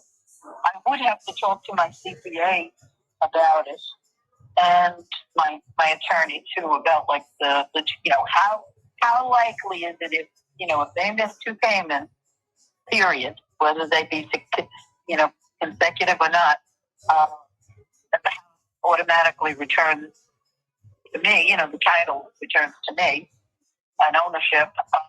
Is it really like that? If this were New York City with the new administration, I wouldn't trust that would be the case. Everybody's a slumlord now. Even if that's why I sold when my mother passed away years ago. I had inherited a 4-family home, and I had to sell it because even then, no matter what you did, the laws, the courts protected terrible tenants. Tenants that were, I don't even want to talk about some of the things that going on there. And, now, can you imagine with Mamdani, what it would be like to go against tenants? Yeah. Well, you've given me a lot to think about. The middle one, the first one, forget it. Yeah. Well, luckily, I don't have to even consider it, so, I'm not. And I agree with you that the concern, there were 2 concerns I had, but they kind of dovetail when I was speaking with Alex. And that was the novation. Because I said, one, I could be hanging on for months and then we don't get a sale. Now, the house is sullied by a very low, number, listing price. And I don't know where close to where I was, and I could have at least tried to get a good, got put listed again. But even if I were to list it again, though, I would be putting it on for $399, and if the realtor doesn't want to do that, get it. Because I just, I actually did work after I listed. That's where I found out that there was the body board, had them replaced and painted, that the back steps, were not really strong anymore. I completely replaced and put an awning on and the handrail, and had the gutters cleaned, had the everything checked out, the roof, because that was replaced down to the studs about 15 years ago. The 220 wiring is there. The new brand new stove, enamel stove with the thermal doors and the fully lined chimney, not used since all that work was done. And the baseboard heated is year round. So I mean, it's like, no, I'm not lowballing my home. It was never given a good shot, and it'll, I'm just going to stick. Stick to my guns and just say, like, you want it, you pay for it. I'm not giving it away. So, but this second one, I really like the capital gains advantage. And as you said, the fact that if it's true that I really get the house back quickly, like I don't have to take them to court and all this, because that could be a quagmire for me, which I can't afford that. And I do worry as I get older about my health with stress. COVID was enough for me. Yeah. COVID was very, very hard on me. And I'm still recovering. Thank God I'm still recovering. I mean, I know people who passed, and I know I could have been one of them. So, absolutely, very grateful. But I it's time to start simplifying my life. And I don't want to step into insanity with, back and forth and lawsuits and lawyers and all this. So if it really were true that, 2 payments, no matter when, house is mine. And probably the house, like you said, they're going to put money into it. That's the whole point of it. They're going to put money in so that they can make money. And so even if, like you said, even if it is for an Airbnb or a rental, if the ownership flips back to me, I'm at least a little bit ahead of the game. Now I have something more marketable. Yeah, I mean, if anything, you should pray that they do miss those payments, because then you get the house back, a nicer one, and you got all the payments that you've been, receiving, and now you get to go ahead and resell it. And if the market is better, now you get to sell it at the market value. That's the best case scenario for you. But and no one explained it to me. I think how a lot of times experts don't realize that there's nuance that people they're trying to explain something to don't. And without that nuance, you really can't grasp the true point of something. And I'm just like, I don't understand. What is it? If it were me, I'd be clamoring to buy this house. It's the lowest price point in the area of the elite area.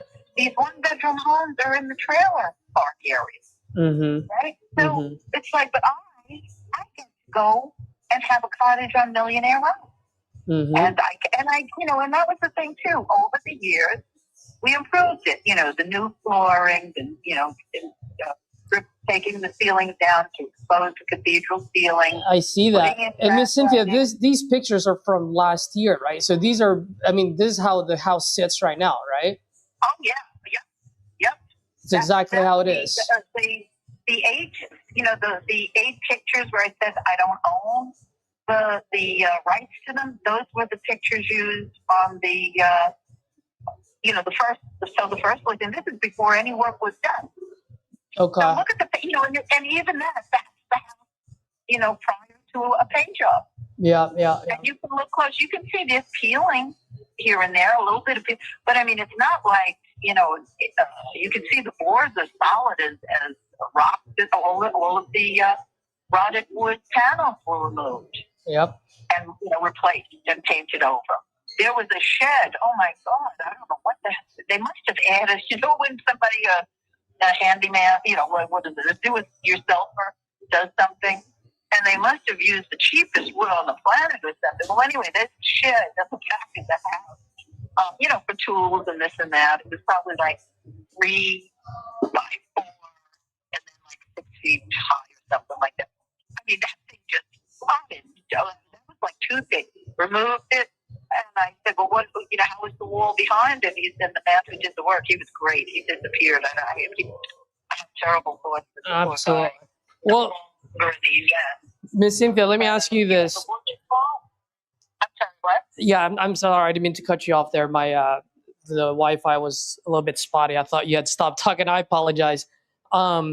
Quick question for you. It sounds like option 2 is really what's making sense as far as what you want to accomplish. What do you think next steps should be for you?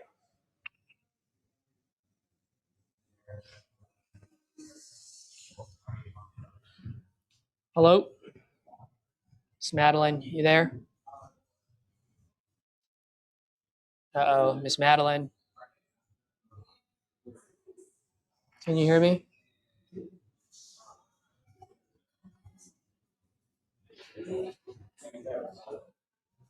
Oh, bad reception.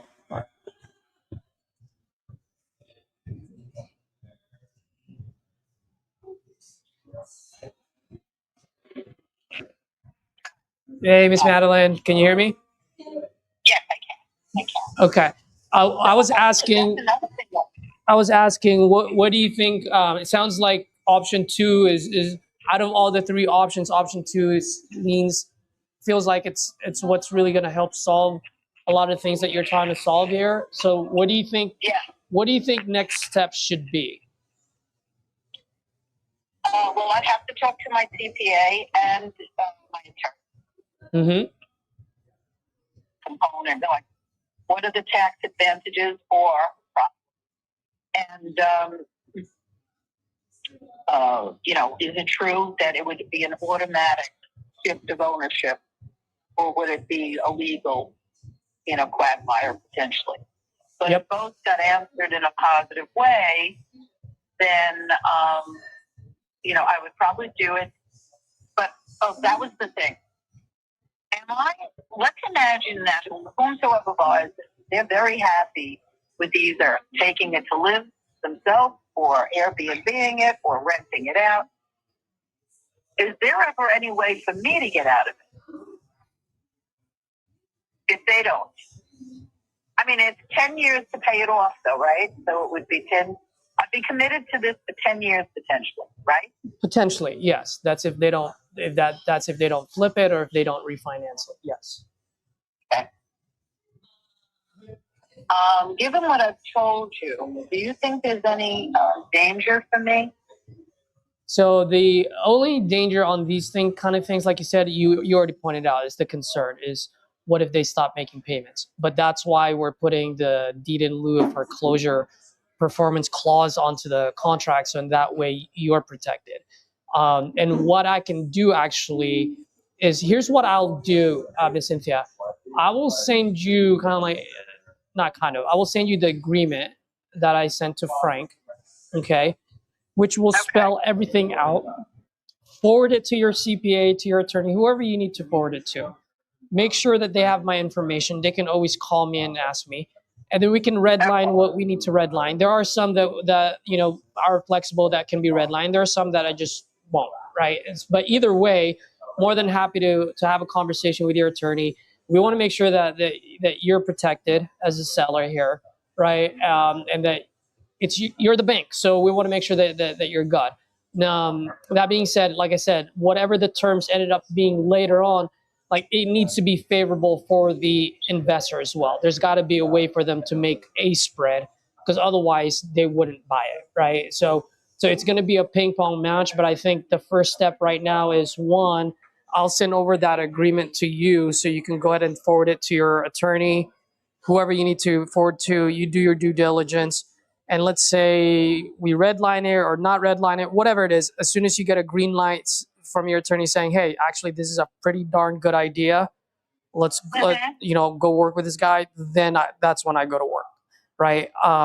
Now, I cannot go to work unless we do have an agreement set in place, because it does take a lot of time, effort, and resource on the back end for me to find that end buyer. The other two questions that I have for you is, let's assume for a second you do get a green light from your attorney. We go on this. What is access going to be like? Do you have a lockbox on there? Because they're going to have to see the property at some point, right? So you do have a lockbox. Yeah. Okay. And these people are vetted, correct? Oh yes, these people will be vetted, and I don't give out the lockbox unless they're like parked outside. And then they also always take a picture, a small video of them locking the key away, locking the doors. At the end of the day, I'll treat it as if it's my house, and I just want to make sure that, everything's locked away and safe. Okay, yeah, but I do have the lockbox. Okay, so that's good. And by the way, the porch is, relatively new. That's 15 years old. All pressurized wood, solid as a rock. Mm-hmm. The back was just done, pressurized wood, solid as a rock. Mm-hmm. The roof was checked. There were no leaks inside. God bless. And again, it was all stripped to the studs. So if they had to, they just have to put what they should probably do is put a metal piece up there. That would be cool. Especially because I love the sound of rain on the house. You really hear rain on that. Absolutely. And, the gutters are cleaned and are, in good shape. So that's where I'm saying you're not inheriting a dump. Yep. There's a stream on the property. There's this spring-fed stream on the property. Wide frontage, 4.5 acres. Seasonal view that could be year-round if you take the trees down that separate the house from the road. Or if here's another thing about the property. Because I have 4.5 acres, you need the rule is up there, you need 3 acres to build a home. Right? The barn is, supplemental to the house, so it's considered part of that. But I was told by a neighbor who is an attorney that the beauty of my property is it's a 1900 cottage. It's not a landmark, but it has historical significance. It has a bunker for where they would watch the bricks coming up down from Albany and stuff, and a foundation for a home. So he said, and it's a small footprint. He said, I think you could get a variance and you could build a brand new home. And if I did, I would have a year-round view and not have to take any trees down. So, again, the potential is incredible there. Yes. But you need the cash flow and you have, the means to get the work done. Yep. And that's beyond. Okay. So what I'll do is I'll send over that agreement just so that at least your attorney can take a look at it. And then also just to let you know, whoever the end buyer is going to be, they will always pay all the closing costs. So that's no money out of your pocket. That being said, I just want to be clear now, any attorney fees that you incur by having them review or whatever it is, that's going to come out of your pocket, not the end buyer's pocket. So they pay all the closing costs, but any attorney fees is all on you. Okay? I just want to make sure that you're aware of that.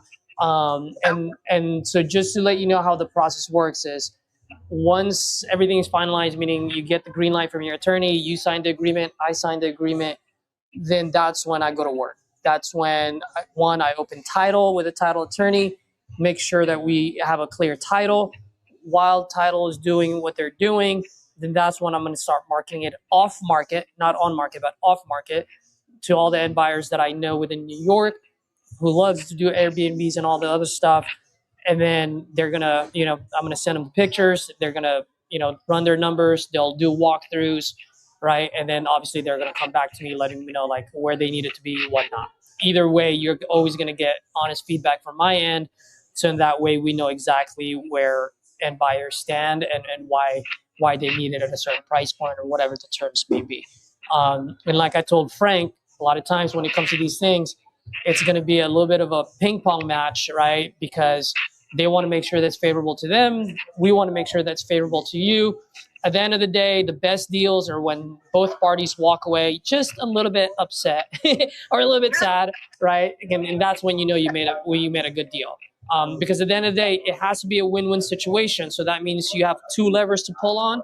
They have two levers to pull on, right? And so as long as they're pulling, we're both pulling on our levers, they're pulling on their levers, then that's when the deal goes through. And that's what I was able to do for Frank, and that's why we were able to get it across the finish line.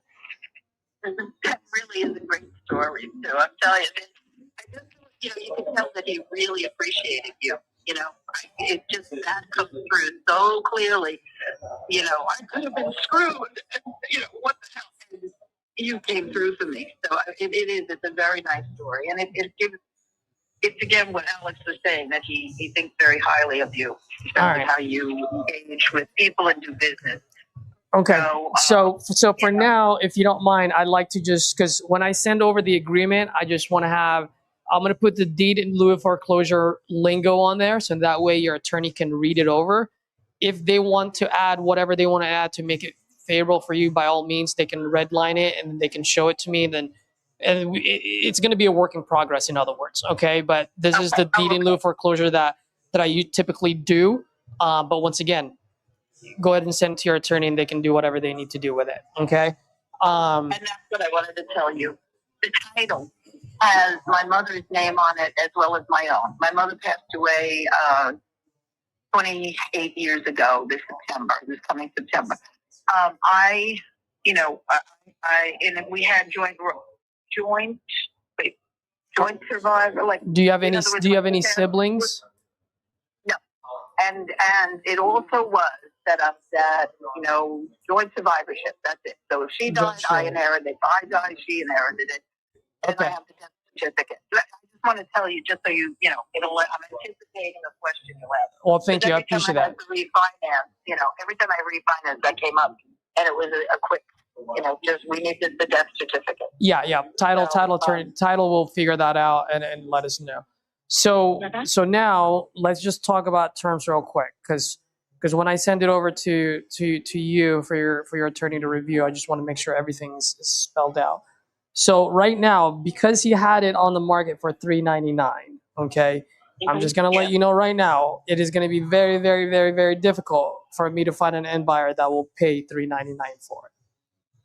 Okay. Any investor, like I told you earlier, so for a cash deal, like I said, they're gonna get it like 40-50 cents an hour. Now on an owner finance, I might be able to get this across the finish line, but they will need to get a little bit of discount. So I want to be honest with you, just like the way I was honest with Frank. Most likely, this thing will probably move anywhere between 300 to 320. The reason why I'm saying that is because at 320, that gives them a 20% discount, because you had it on the market at 399. So that's pretty much 400,000. You put a 20% discount, that brings the price point down to like 320. Okay. But at the end of the day, whatever the price point is, I don't want to say it doesn't matter, but what I'm saying is it takes care of your capital gains problem, and it takes care of that $2,500 a month. If we can solve those two, right, then let's get the highest that we can. But there's also a cap on how much we can sell it for. Okay. It makes sense. That's what I'm saying. I understand people making money doing business, right? Oh, we all have children, most likely. I have animals to take care of, but making a killing, that's another thing, and it's not going to be at my expense. Thank God I don't have to allow us that. Yeah. So, but I tend to like this. Okay. Okay. So what I'm gonna do is. It's very nice of you to take the time to call me and really have this conversation. And so what I'm gonna do, Ms. Cynthia, is I'm gonna send over that agreement, and here are the terms that I'm gonna put on there. We can always change it later, but I just want to have it all spelled out so that way when you send it to your attorney and your CPA, they can see how it's going to be, so that way they can give you the proper recommendations or proper answers to your questions. Okay. So the terms that I'm going to put on there, okay, is I'm going to put, for now, once again, this can change later, but I'm going to put $320,000 as the purchase price.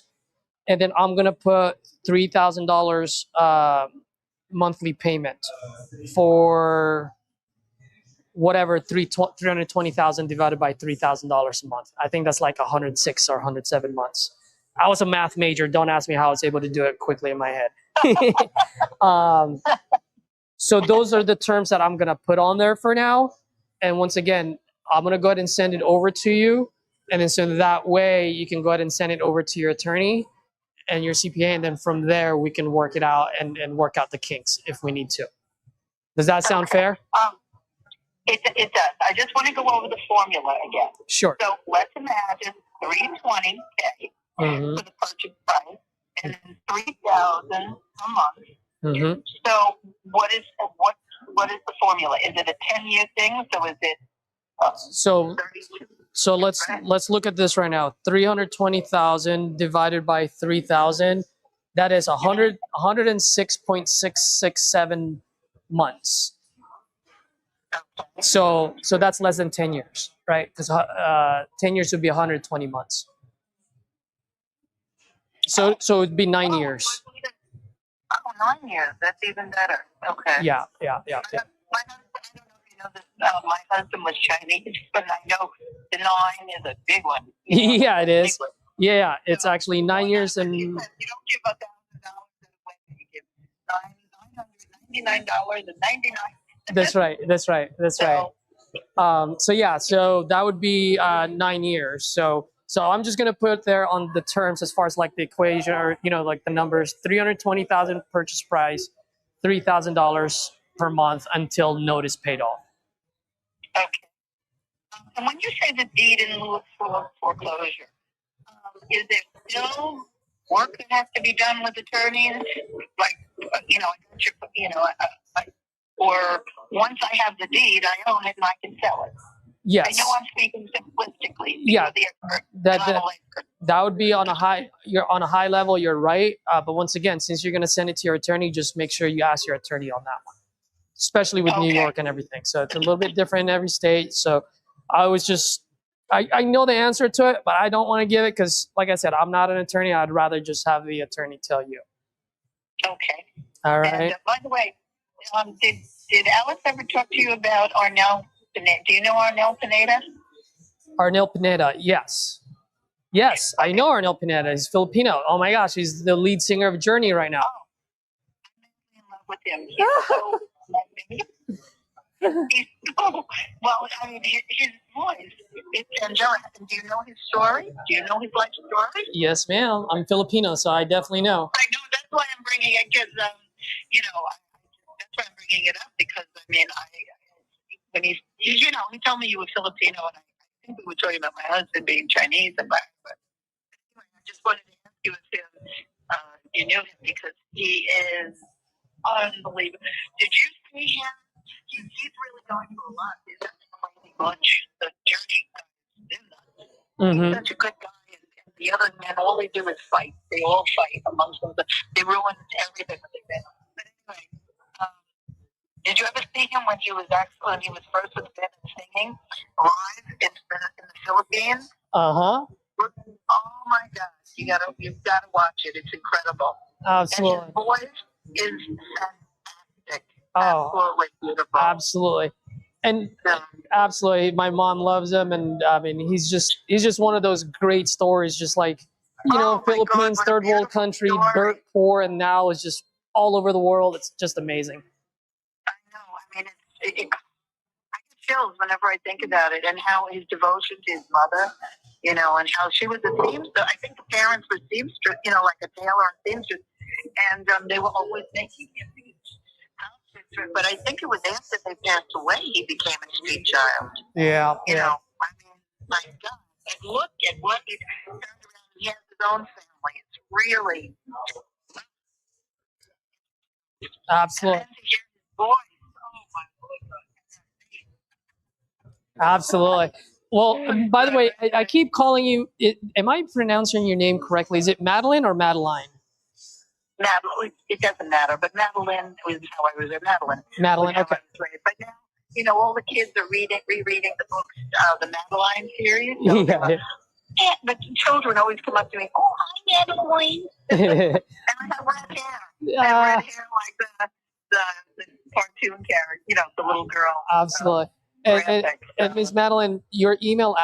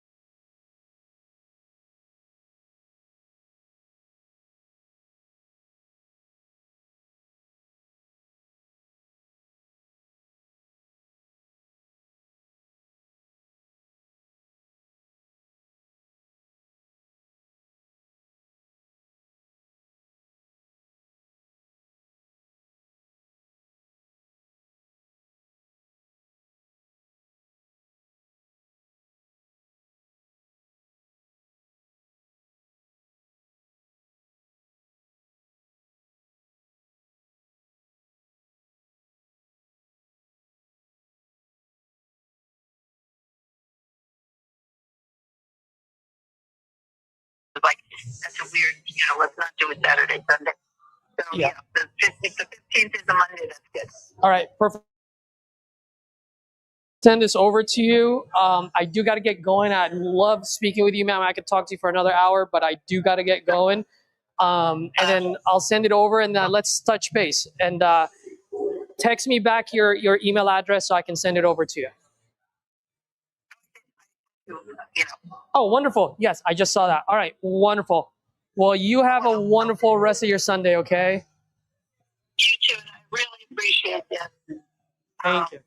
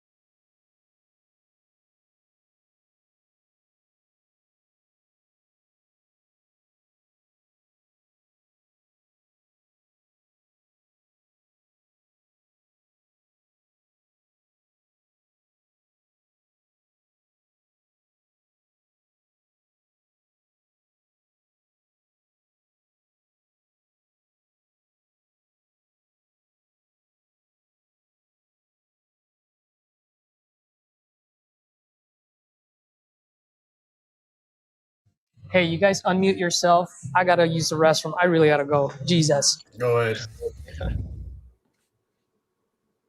You hear me, Jamil? Yeah, I didn't know how long he had been muted, but I just got off a 15-minute call. Oh man, I wish that one was recorded. How'd you make an offer? I was getting to that. She's like, I'm really tired. It's really inconvenient. I'm in Oklahoma. The property's in South Texas. I don't want to deal with people, all this other stuff, but I didn't have any numbers for anything. She's an investor though, so I'm like, all right. You said you planned on selling it for 130. If I got to put 15 into it, you want 105. I'm gonna lose $5,000 after all the stuff that I got to pay. You're an investor. You get it. What is it you're absolutely looking to accomplish? And she was like, what do you mean? And I was like, I know you said that once again, you're tired of people and everything like that, but what are you trying to accomplish from selling this? And she just hung up on me. Oh, weird. So I feel like it's still a motivated seller. I wish that one was recorded so I could get that reviewed. Right. But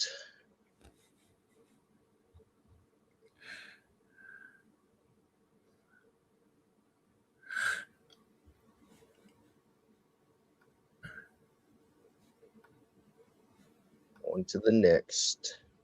Hey, Jamil, let me know if you can hear this, okay? Let me know if you can hear this. Hello, Hey, is Deborah there? this is Deborah. You Yes. can hear that? Awesome. Cool then. 'Cause I'm on my new PC now. It's way faster than my laptop, and I'm routing the laptop audio through my gaming PC. So I'll set up the camera later. But it sounds good. Now I'm all set and ready to go.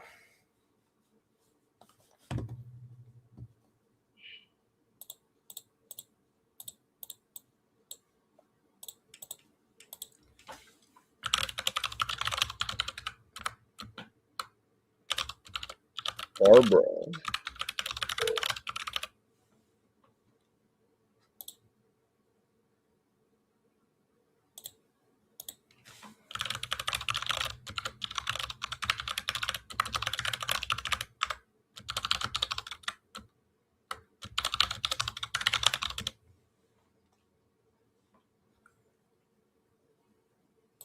This is Barbara.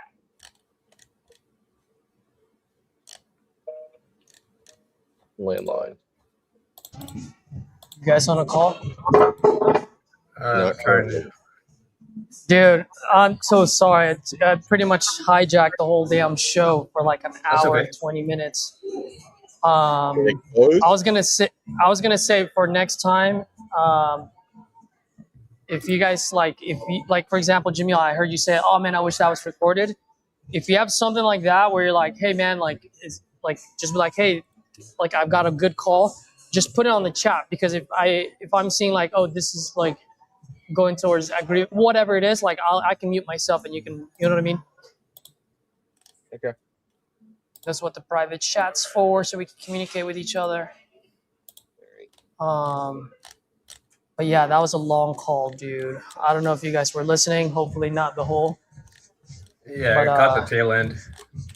Talked about being Filipino. I heard that. Yeah, it's going to be a seller finance deal. Yeah.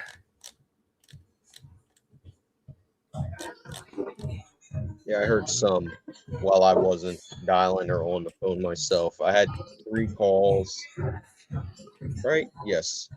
One, a seller that called me back and I had already embraced no on. And then he was still looking for an offer. So I lowballed Nice. him. He was like, "Oh, that's a start." I'm like, "A start to," or he's like, "Yeah, it's a start." I'm like, "All right, so what works for you?" And he just hangs up. I'm like, "What was the point of that?" And then another one. I don't know. That was my second time talking to her, and I had gotten deeper before, so I don't know if she's tired of dealing with buyers, wholesalers, or something like that. So she didn't want to open up, but she's like, "Yeah, this isn't a good fit." Okay. And then that third one I was just talking about. Nice.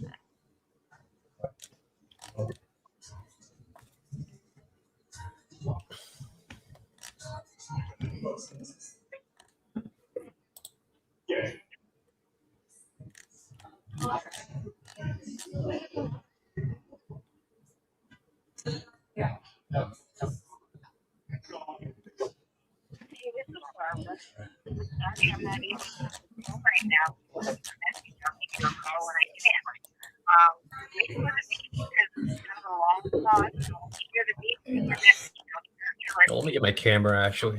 Hey, See my face. hey, Let me set it up.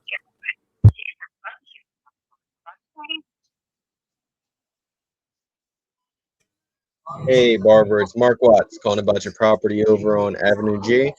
Give me a call back. I'm sure I can be a solution for you. Rita, if you're still here, it's in Hillsdale, New York, and it is, yes, it is speed to lead, but it's an old ass speed to lead.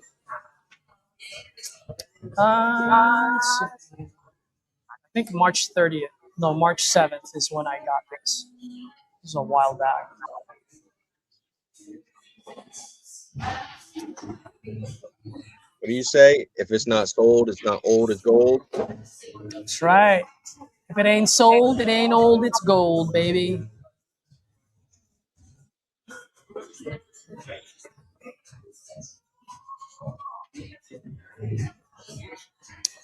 All right, it's your guys' show now because one, that was a long ass one, and two, I need to draft up this agreement. I'm gonna have to add other stuff in there.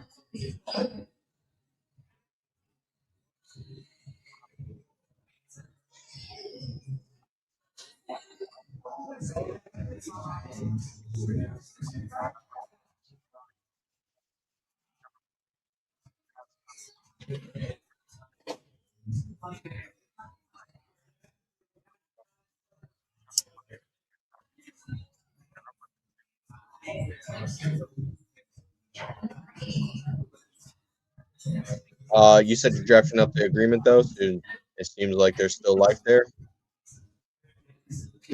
Are you talking to me? Yeah. Wait, what? Say that again. What's your question? I didn't hear the end of it. So you're saying you're drafting up an agreement. I'm guessing that means either getting signed or you're confident there's life in it. Yeah, she's sending it to our attorney because it's gonna include other terms. Oh yeah, but she's working with me for sure. I'm the solution for her.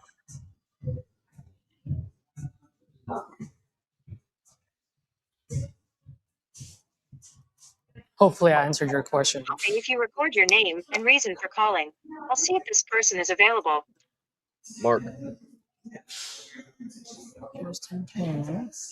Thanks. Please stay on the line.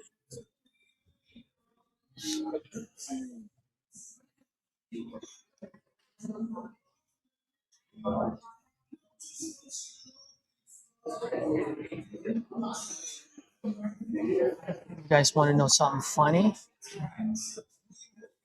What's that? I couldn't find any comps. Sorry, this person. Hi, if you record your name and reason for calling, I'll see if this person is available. Mark, I'm buying your house. That happened to me last night. Omar looked up the comps for me. Mark, Had to go back 2.5 years to find a sold comp. Why do you guys have to go that far? It was that rural. No actives, no sold comps. We stretched out the square footage like there was nothing. So then, why did you guys stay on the phone to comp it? I'm sorry. I was like, hey, listen, if you bought it 2 years ago for 200,000, I'm just gonna, or 175,000, I'm just gonna have to assume it's worth that. And I was like, realistically, I gotta be at like 100. He was asking 200. He's like, yeah, I figured. I think I could probably work with that. I just gotta talk to the VA and see what they think. And I should ask him about that, like what's going on with the VA. He said there's something that he has to talk to them about, but seems like there's life on that one. Or do you think it still won't move because of the lack of sales and comps even at 100? I would have said I would be under 100 on it. Question for you: why did you say 100? This is a very important question. I literally just was like, he bought it for 175. I'm assuming that's what it's worth. Said this buyer's going to want to make like 30. I want to make like 10, closing costs, holding costs. I think it was like 118. So I was like, I got to be at like 100. You're still thinking like a wholesaler.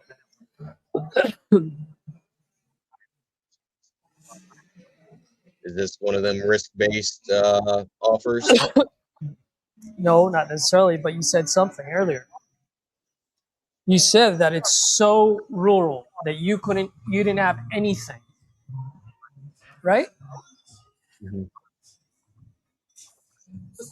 So that means the buyer, whoever the buyer is going to squeeze you for it. Am I right? Mm-hmm. Okay. What percentage? So when deals move, usually it moves at what price point? What percentage of the ARV? Like 50. That's right. So if it's super rural, there's nothing on the market. Where do you think it would move?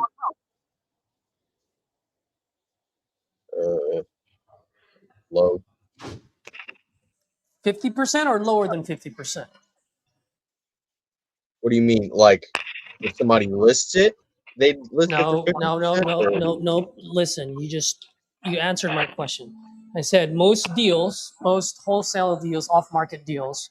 Actually, why am I carrying the fucking laptop with me? Give me a second. I'm gonna go downstairs because I know you guys can hear me still. Let me just grab some water. What I'm saying is most deals move at 50% of ARV. Am I right? Like unless it's like full gut, then obviously it's got to be a little bit lower, right? But most deals, if the ARV is 300, it moves off market to an end buyer at 150. Dr. Merrill. Am I right? Mm-hmm. Okay. So we understand that. We're in agreement on that, right? Yes. Okay. So if this place is rural and there's nothing going on in the market, then what do you think that end buyer is going to do? Buy it at 50% of ARV or buy it lower than 50% of ARV? Lower, probably, when you look at it through that. I didn't look at it through that lens. That's why I'm saying you were looking at it from a wholesaler's point of view. Why? Because you were still looking at your profit calculator versus looking at it from an end buyer. If you're an end buyer and you know that you usually buy at 50% of ARV, but it's super duper rural, then that means you got to take all of that into consideration and minimize your risk. So you have to buy it less than 50%.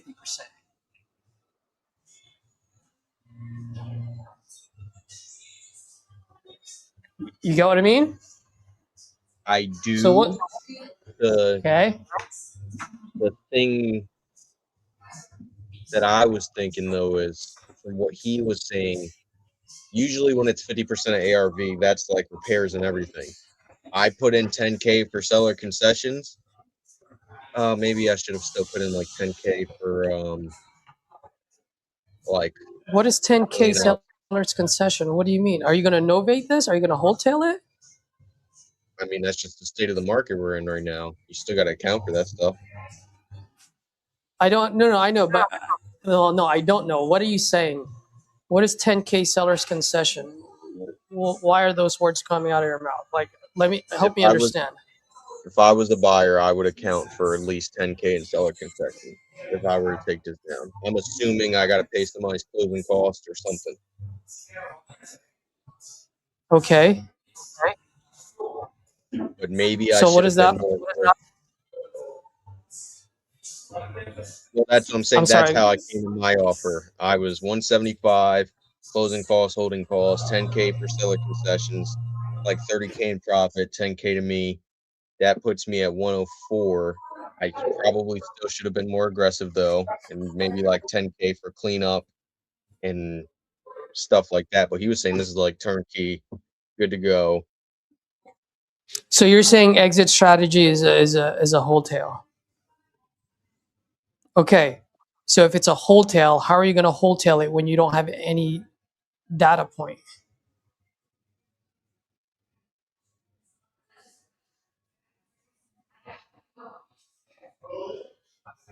My data point was what he bought it for.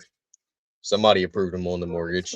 Okay, so if you're the end buyer, you're going to use that data point. It's your money. It's your $104,000. You're going to use that as a data point. So what else could I use? It's your $104,000. If you want to bet on a house, price of a house, a couple of years ago, when did he buy it? A little over 2 years ago. If you want to bet your money on price points 2 years ago, then you bet on it. But that's your money. But do you think end buyer is going to say that? Oh yeah, So, probably not. So what I'm saying is, can you find an end buyer that will do that, Jamil? Yes. But here's what Claude will tell you, JW, Josiah. Okay, you're saying 175. All right, well, what was the market then in 2 years ago and today? It's softer. All right, so if it sold at 175, maybe it sells at 150 now. Oh, well, what if I'm wrong on that one? Then I got to give myself a little bit more cushion. You got to give yourself cushion because you got to make sure that when you take that risk, if you're off, you still have enough cushion to make some money.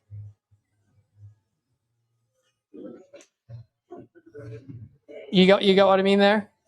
Mm-hmm. But one thing I did like about what you said was you didn't say you offered 100 because you're afraid to lose the deal. So that's good. You actually did some math in your head. So that you're on the right path. If you don't have a data point, you just got to be ultra conservative. Right? Sense. And the thing is, even if you do just right, actually, you know what? Your number is completely going against what you just said. You're going off of his purchase price at 175, right? Mm-hmm. What's 50% of 175?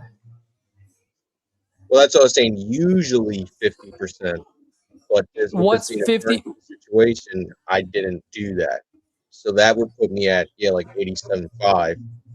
But that's not how I ran my numbers for this situation. Usually, I don't run my numbers like that. Okay. Yeah. So fine. It is turnkey. So you're okay. So I'm seeing what you're saying. So you're saying 50% here, but Caesar, because it's turnkey, I can see someone offering more than 50%. Is that what you're saying? Yeah, I was profit calculator, not. Okay. No, forget the profit calculator. I'm just talking about concept. Let's look at it conceptually.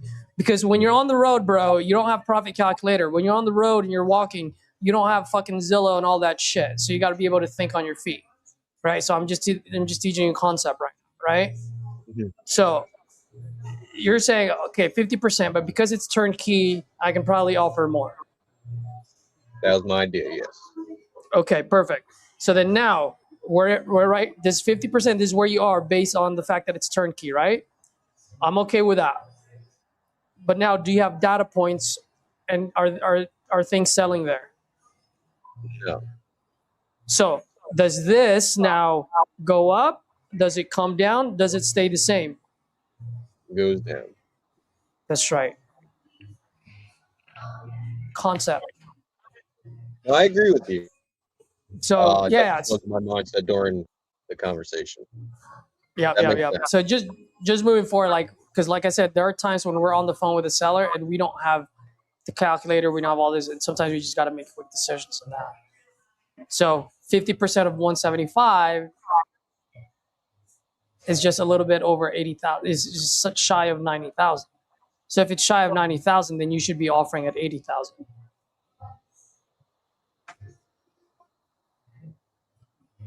Maybe even 70. And that would have been your first number anyway, right? So right now you gave him a number of 100. So where are you going to go then if he doesn't want 100? So I don't really do that though, which maybe Why I not? should. I don't know, but just like the way RJ says, like, you know, we don't lowball, we just tell them where it needs to be. That's how I've been approaching my offers. Well, then that's pretty bad. And no, that's not what RJ says.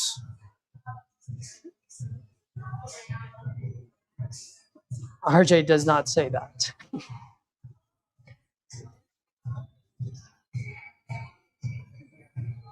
Why do you think he says, if he says 100 and the guy says, oh, when he hits him with a kill shot and the guy says 120, why do you think RJ says, oh man, I was hoping you'd say 100? That's not an offer though. Yeah, it is. I was hoping you'd say 100 because then the guy goes, all right, I can do 110. RJ goes, all right, I'll send over an agreement.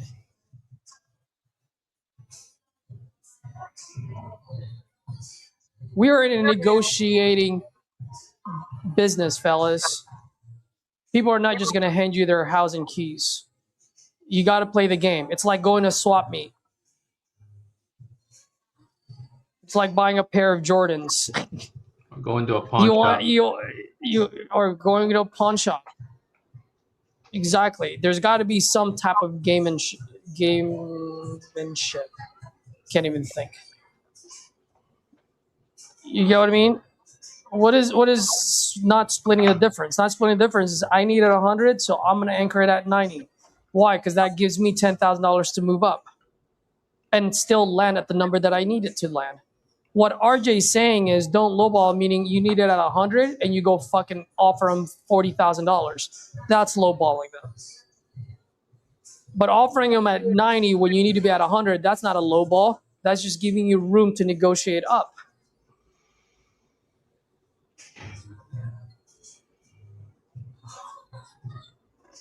And I can be wrong, and if RJ's watching this or watches this in the future, you know, he can correct me, but that's how I interpreted it.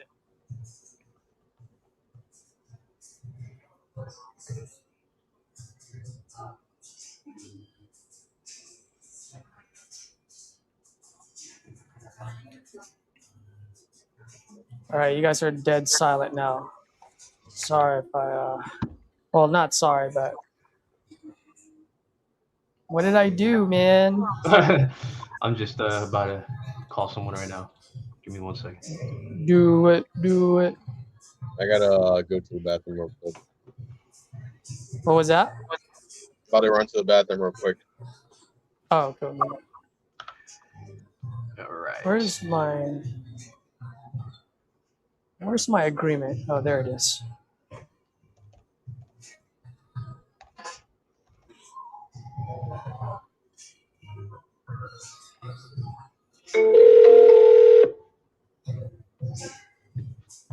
Leslie, what did you say?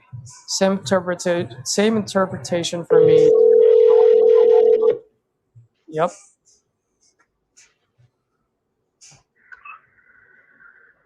Hello? Hello. Hey, Stephen there. Hello. Stephen there? This is Steve. Hey, Stephen, this Steven. is Julius calling about your property there on Tryon Road. Looked like you had Yes. entered this on my website saying you're looking to sell that property. Is that correct?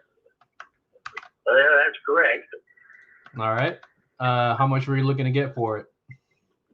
Well, excuse me.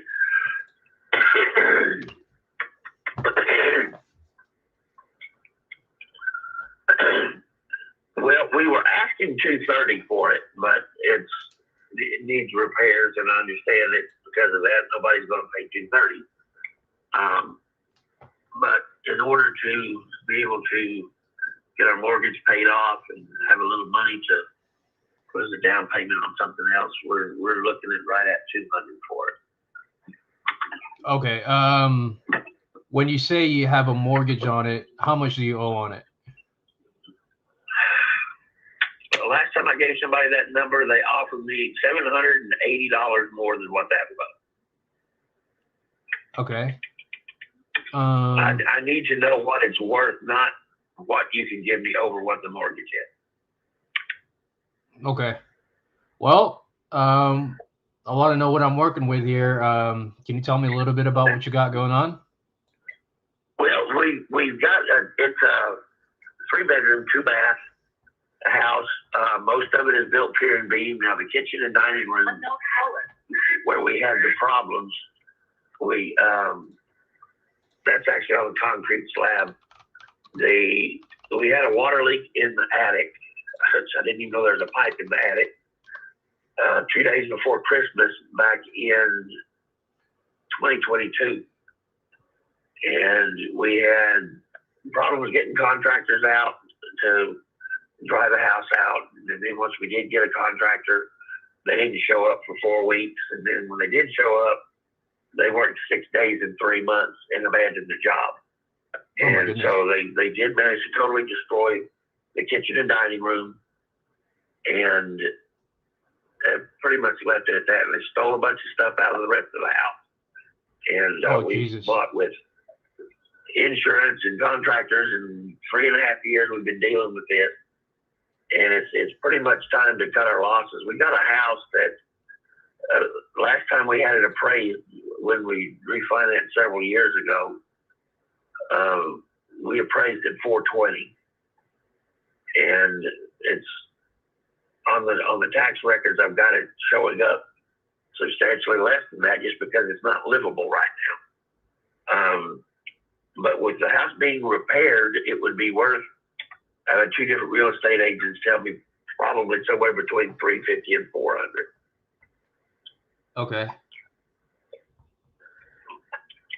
Gotcha. So help me understand, Stephen. What are you hoping to accomplish by selling this? Are you trying to relocate? What's the situation? Yeah, we have got some land that I have to sell the house before I can start sell the lot that's next to it, because they're all under the same mortgage. And I've already got a buyer for the other lot. It's about 2/3 of an acre. There's just over an acre with the house. And, but I have to sell the house, pay off the mortgage before I can sell the land and use that money. I found another piece of land for basically the same price that I'm just going to move a modular into. So we're looking to pay off the mortgage,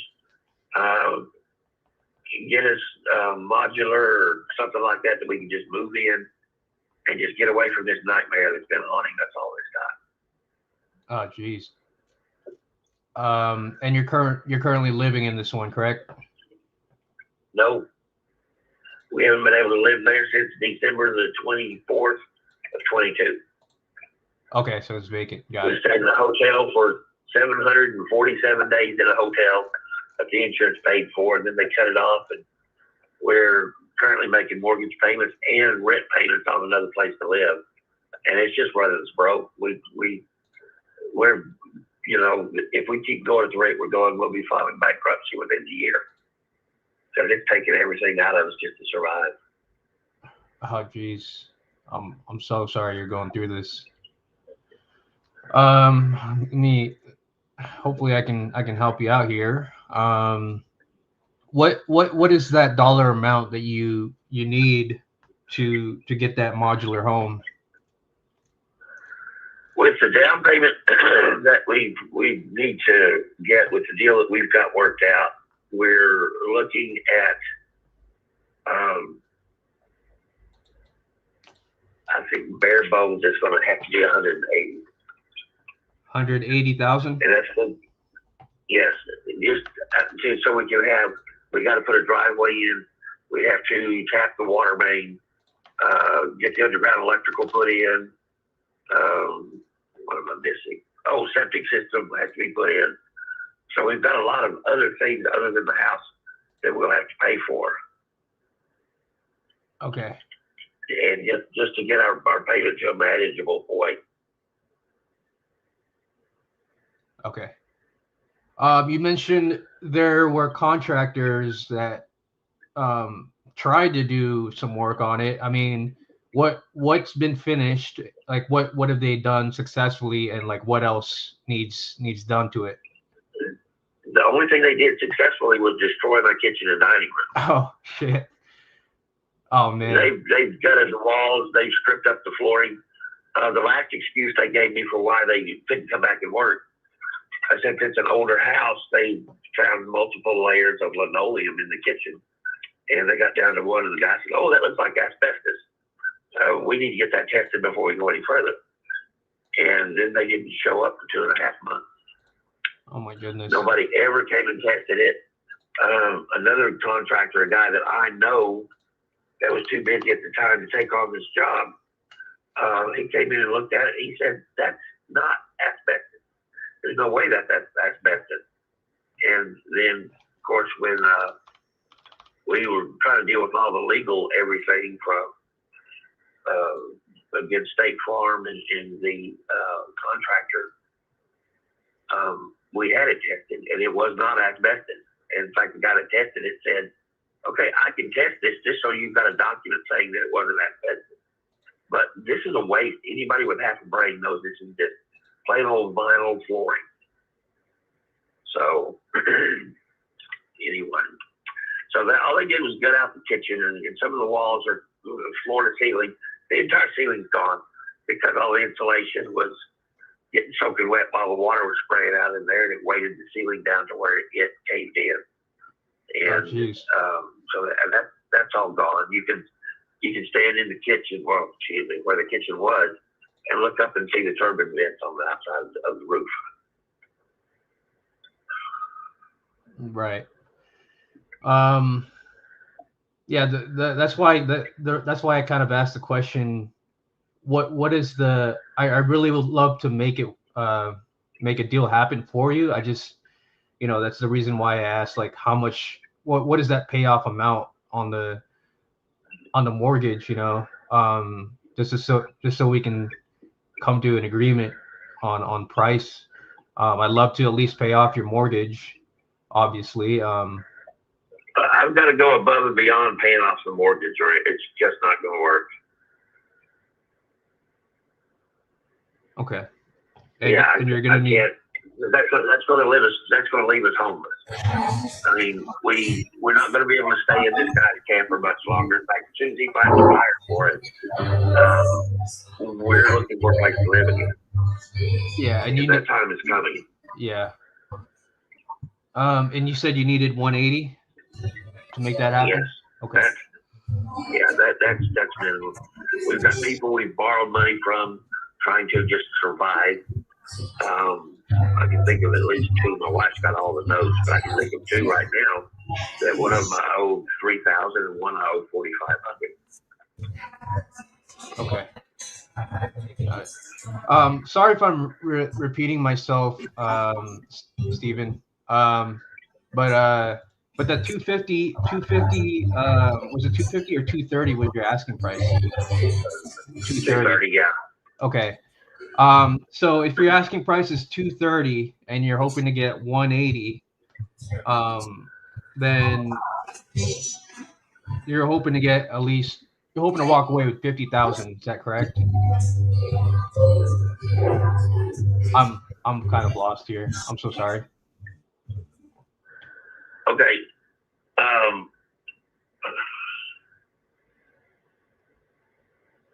I don't really understand the question.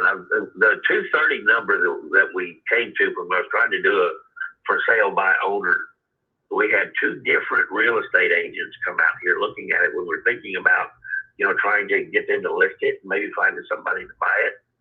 And they said both of them that it wasn't anything they wanted, but they came down with one of them after she ran the numbers and everything. She said to list it at 245, and the other one said 230. So we were just asking the lower number. But looking at what we need to have in order to be able to put this nightmare behind us, the bare minimum we have to get is 180. That will give us money to pay off the mortgage, money to do the things we need to do to the property to get ready to move a house in and pay off the people we borrowed money from. Oh, okay. I have a better grasp of what's going on now. Yeah, that all adds up to 180. I see. Okay. So when we're talking about, the contractors that, like did a bad job, would you say it's a full gut pretty much? No. Okay. No, it's the sheetrock is the rest of the house is in reasonable shape. I imagine since it's been sitting so long and there's so many trees around it, there's probably some spots on the roof that need a little attention.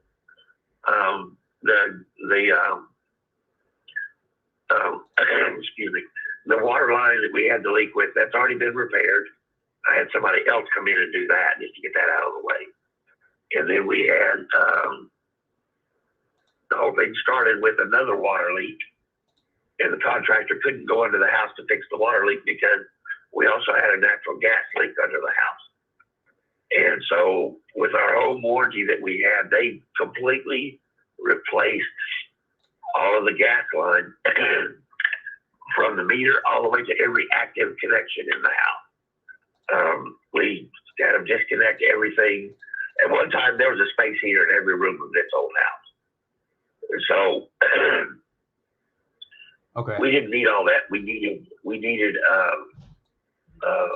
furnace, water heater, and then room for one large space heater in the living room in case the power went out.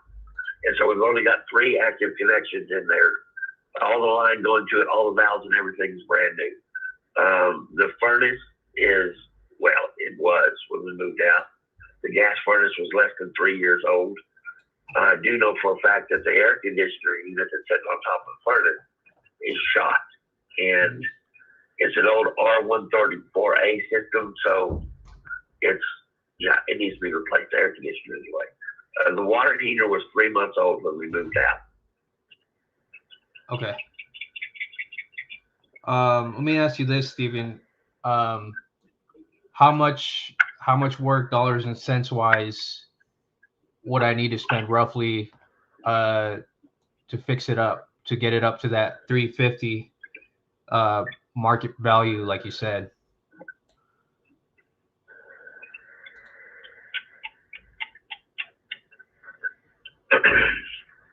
Well, the estimate that they came up with when we were going through all the arbitration and everything with the insurance company, the private adjuster that I had hired, the number he came up with, his number, of course, I understand you can always run into other problems as well, but the number he came up with was 87. 87. Okay. Yeah. That's right around what I have here as the estimate. Okay.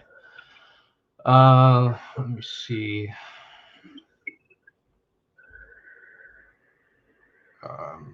I'm kind of trying to see what's going on around your area here. Bear with me for a second. Okay. And the thing is, the area that it's in is outside the city limits. It's in a very good school district. It's 200 yards from the fire station. There's a fire hydrant right by the driveway in front of the house. What else is that go? You're 5 minutes from town. I mean, Walmart and Sam's is 5 minutes away, but the city limits is in between the two. So, I mean, it's an excellent location, and people just don't move out of their houses out there. People move in out there, they stay because it's such a good neighborhood. It's a great location. And there's not a lot of history of houses that size, especially not sitting on a full acre of land. Okay. I hear you. So the issue that I'm running into, Stephen, is how you pronounce your name, by the way? Is it Stephen or Stefan? Stephen. Stephen. Okay, great. like most people would spell with a V. Oh, the V. Okay, I got you. Yeah. So Stephen, let's say I buy this off of you for 230,000, and I sink in, roughly 90,000 in repairs just to sell it for 350,000. Yeah, I understand that's not going to work with those numbers. Yeah, exactly. Like, because I got to pay holding costs and closing costs. I'd be Sure. upside down 27,000 as soon as I buy it off of you. You know what I mean? Right. I understand that completely. So that's why I didn't have a problem telling you the 180 number. Okay. I mean, there's $50,000 more sitting right there from what I was asking to what my bare bones number is. Got it. But even at 180, Stephen, the potential profit that I'd be making would only be 23,000. My all-in number would be 327,000 just to get 23. Obviously, I am a cash offer investor, and I want to get you as much money as I can in your pocket. That being said, back up. I gotta. Those numbers didn't make sense to me. What is it now? 180 plus yeah. So repair adds up to what? Yeah. So let's say if I get you that 180 asking price, like, if I buy this off you for 180 and I have to sink in $90,000 in repairs, and to sell it for 350 on the market, my all-in number would be 327,000, and then I would only be getting $23,000 in profit. Usually we want to make that. How are we jumping from 270 to 3 something?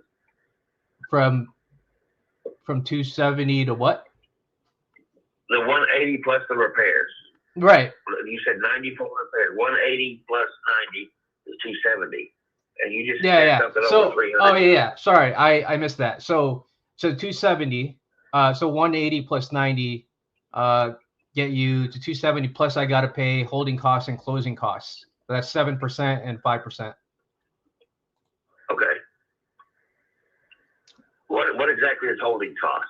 Well, the holding cost is what I have to spend just to hold it, like as in utilities, like all the things like that, and then all that other stuff. So I have to account for that, and taxes. Oh, okay. I wasn't familiar with that term. Oh yeah. Because there's expenditures just by holding the property. That's what that means. So yeah, even at 180,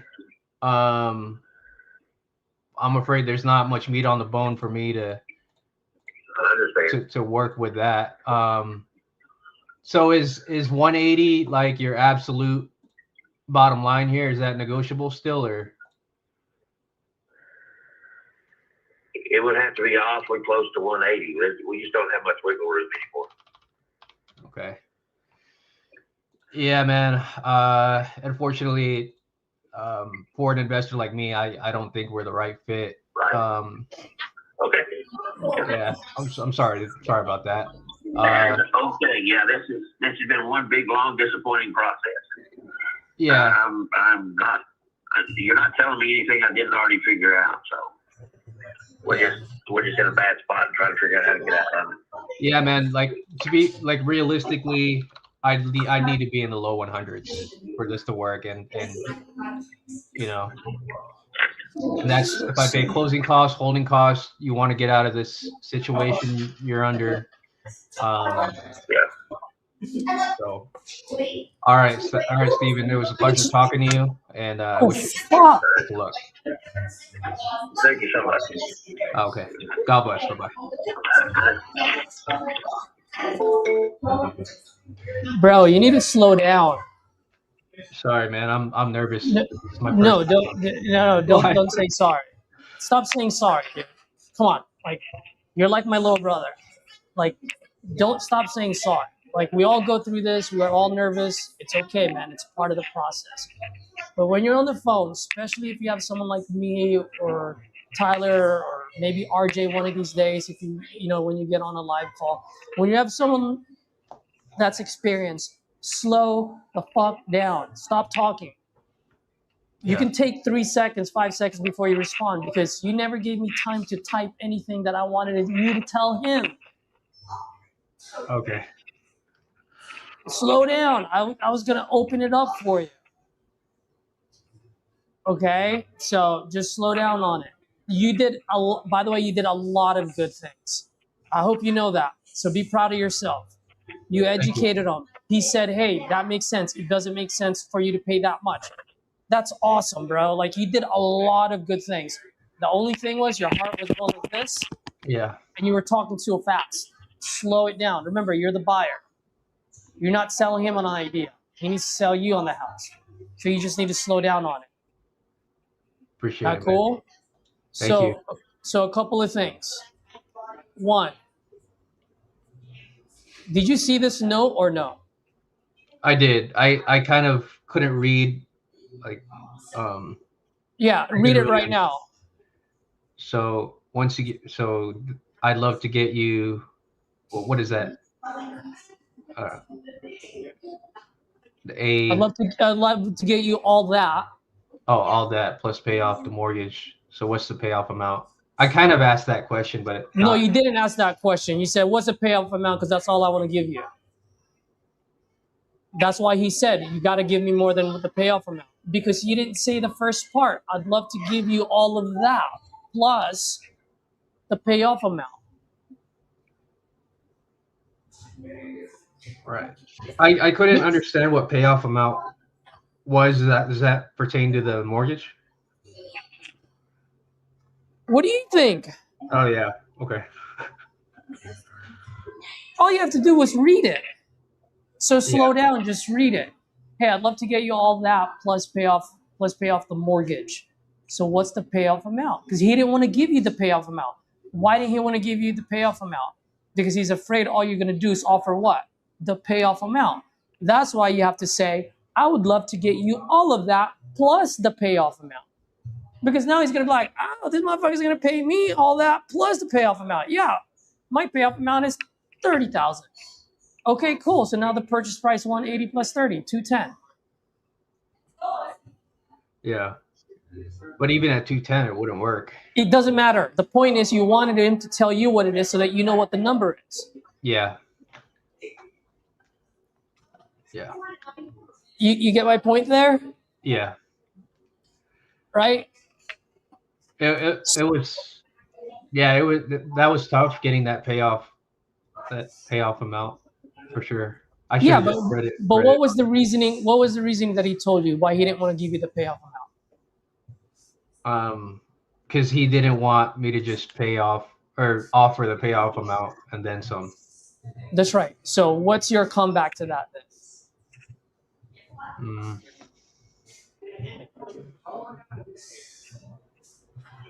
Basically what you said. So say it.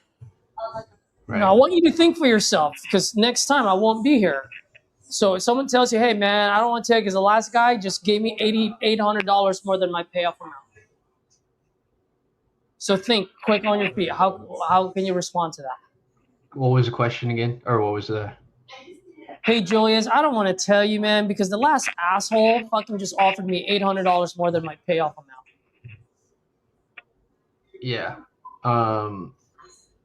Yeah, then your North Star. No. I want you to think on your feet. We're role playing. Hey, Julius, I don't want to give you my payoff amount because the last asshole just offered me $800 more than the payoff. Well, yeah, I'd want to get you all that plus pay off the mortgage. You're not thinking now. You're thinking about what I said. I want you to think. We're role playing, bro. Like I don't want you to think about what I told you about anything else. I'm asking you right now. I don't want to give you the amount because because that last asshole only gave me $800 more than the payoff amount. So what can you say? Hey man, I don't want to lowball you or anything like that. I want to make sure it's a win-win for both of us. Bro, how do you talk to your girlfriend? You're not listening to what I'm saying. I just told you, I don't want to tell you because I don't want you to be the same asshole. So you tell the guy, hey, dude, I'm not the same asshole. I actually want to help you out. The reason why I need to know what that payoff amount is because what if your mortgage is $100,000? Well, that's versus $10,000. That's going to change the purchase price. I just want to make sure that I can give you as much as I can while staying fair to my business. I'm not that asshole that's only going to offer you 800 bucks. Now, maybe that's where it needs to be based on what needs to be done, and I'll tell you, but I'm not going to make that offer. I'll just tell you where it is. Do you get what I mean? Like, I don't know if you're understanding me there. Like, I'm still trying to. I'm still trying to understand. Part of the issues I have is making sense of the numbers. But there's no numbers, Julius. But this is the reason why I'm trying to snap you out of it. And maybe this is the reason why Tyler got on you. The role play that we're saying is what? I don't want to tell you the number because the last guy, the last asshole, only gave me $800 more than my purchase, my payoff amount. That's what he said. So what is he actually telling you? Let's forget how you're going to rebuttal. What is he telling you when he said that?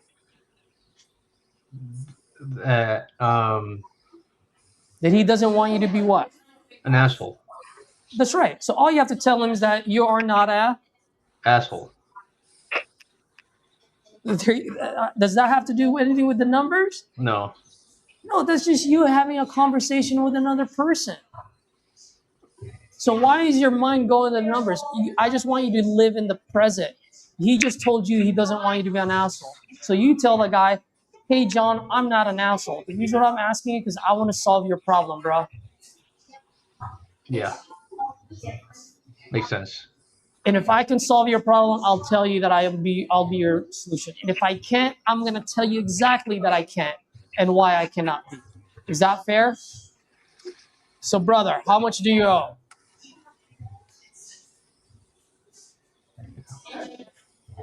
Right? Yeah, this has nothing to do with sales. It has nothing to do with scripts. It has to do with two men just having a conversation. And that guy just told you he doesn't want you to be an asshole.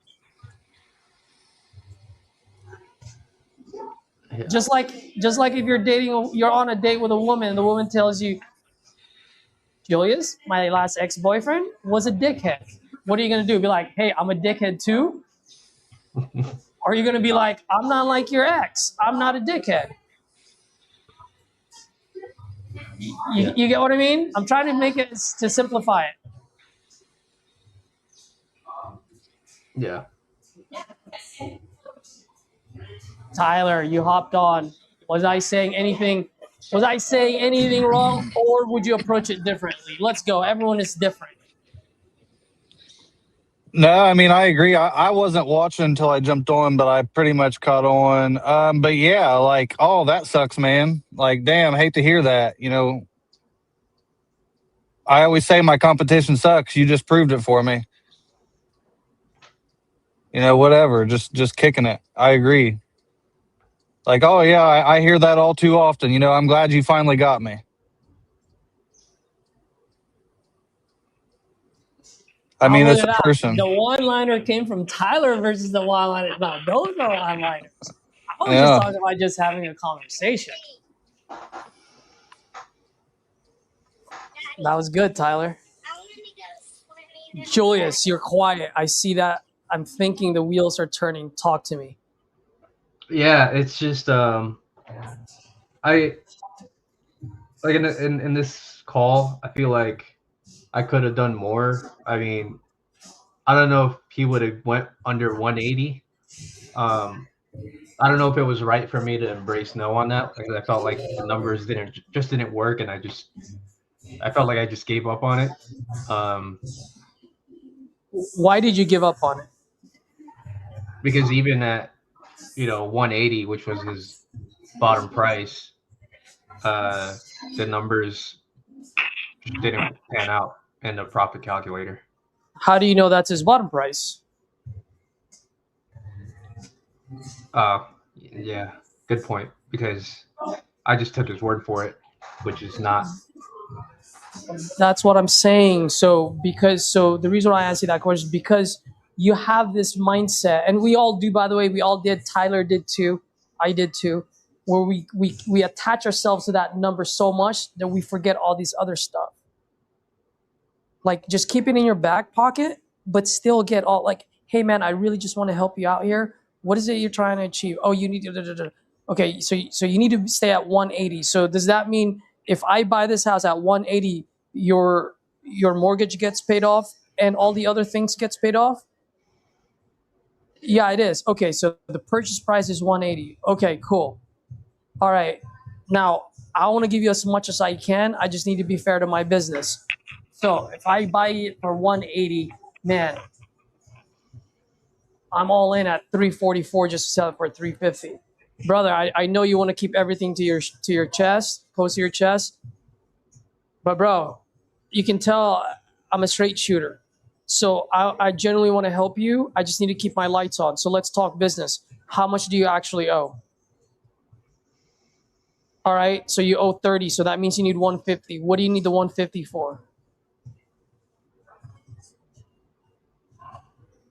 Yeah, and he did tell me he needed 180 for the modular home to get another house because he's been living in a hotel. Okay, so if no one buys this, you want to keep living in a hotel? Or how much is that modular home? You're going to put a down payment? How much is that down payment?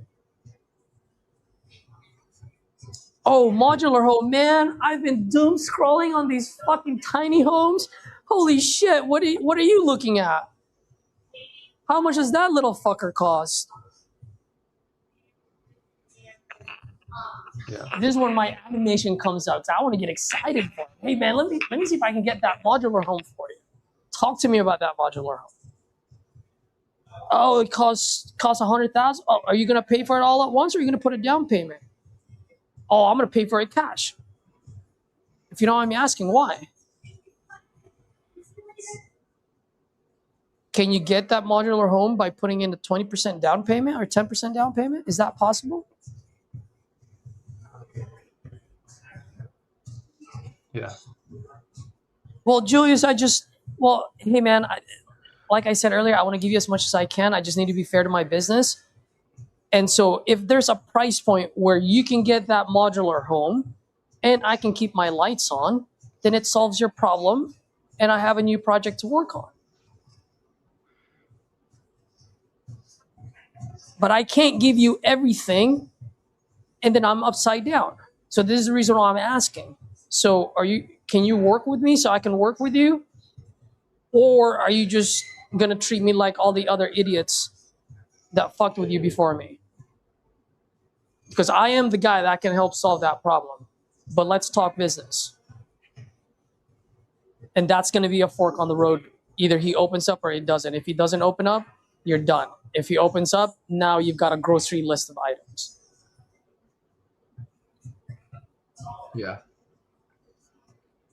Yeah. You know? Appreciate it, man. What time is it? It's 12 o'clock? Holy shit. I've been on for a while. Man, I don't know. I just felt bad about that. I don't know. It's a bad habit. It's just like every call, and like where I don't make an offer is like, man, I could have done more. You know, could have said all the things that you told me. You know. So why didn't you, or why couldn't you? That's what I want to try to fix. And everyone is different, right? And so it's hard for me to coach if I don't know, like during the call, where is it like stopping you? And by the way, Julius, if you're not Julius, Jamil, if you're on a call, please unmute yourself. I'm just talking because no one's calling. And Julius, if you have people to call, I'll shut up too, by the way. Go make your calls. But yeah, I think it was just a nervousness. It was my first call of the day too. Perfect. Awesome. No, go make a second one. Screw me. Go do it. Yeah. And you now have Tyler on here too. So have the screen ready for you in front of you. We'll probably put everything on the private chat. Drop it on the private chat, the address, so we can help you comp it. And slow down. Drink a glass of water in between responses. Give us time to type. Yeah, dude, for real. Like, I'm pumped. Like, I'm in the zone of like feedback and doing deals. So like, really, like Caesar said, slow down. Think of what they say last, listen, what's their last sentence? Pick a key word out of there. Pick a key topic out of there. Stay on their last sentence. We'll do the comping and just really try to listen and just like zone in and see, you know what I mean? Like, what can I really do here if I listen, you know, like, and we're sitting here watching. And so use that as what would Caesar tell me right now? What would cause you know what he'd say. Like RJ is in my head at all times. What would RJ tell me to say? Like he's in there. So like we're here. So just use that of like, it actually being live like this in front of people makes you so much better because you need to like try more and like really think about what am I saying and just do that. We'll comp it. And I think you'll have a banger of a call. Thank you. Yeah. Appreciate it. Yeah. Got me fired up. So we just got back from the urgent care. My son, we're out here, a wasp came flying. He freaked out, turned around to sprint, drilled one of these big, huge steel chairs, patio chairs. And so we had to go and he got a couple of them like suture things and glue. Oh, it's been a crazy day. Jamil, you want to call? Jamil.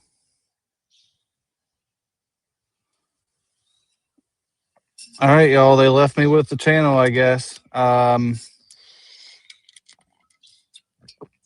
Who's all in here? Drop in the chat or drop your questions.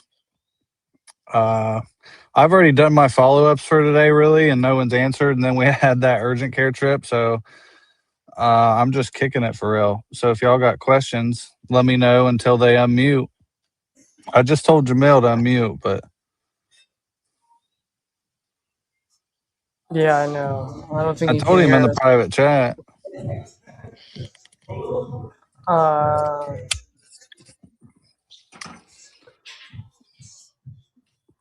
And then always, whenever they're muted, it always ends up being a contract or something.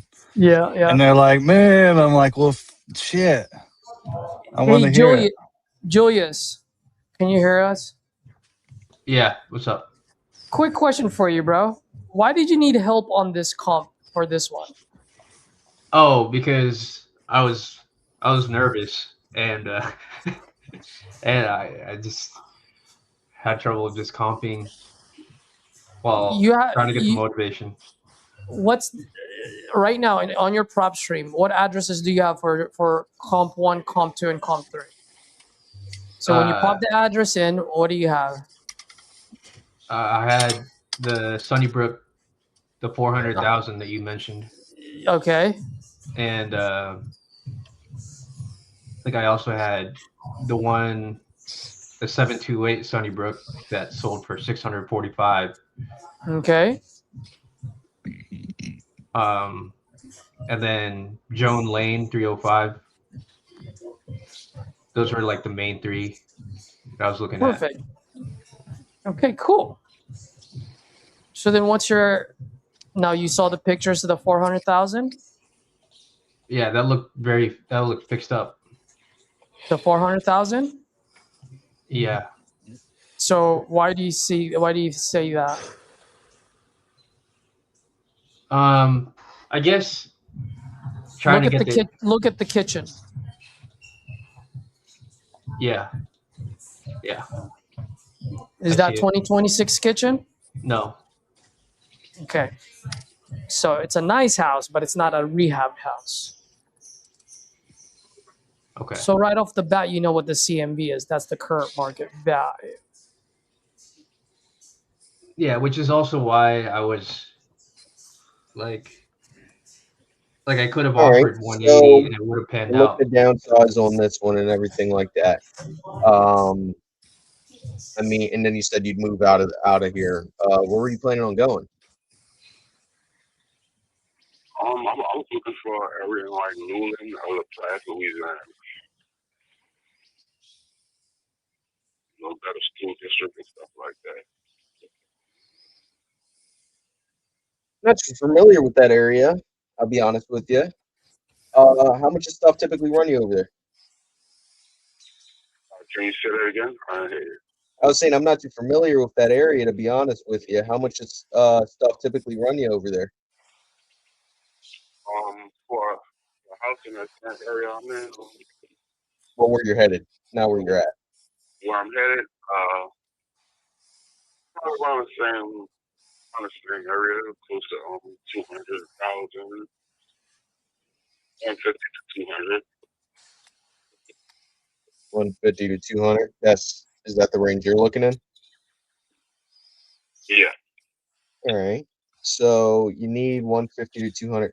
Are you planning on cash, down payment? What are you thinking? I was thinking I'll probably go ahead and finance another property. All right. You already pre-approved and everything like that? No, I haven't been pre-approved yet. Okay. You know how much of a down payment you might need?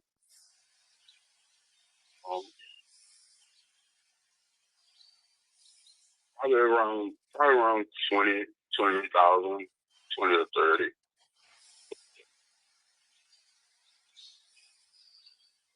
Like 10, 15%, you're saying?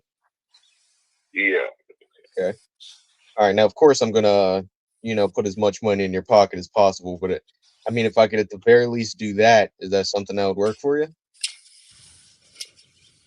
Oh, just a down payment on the house? Yes.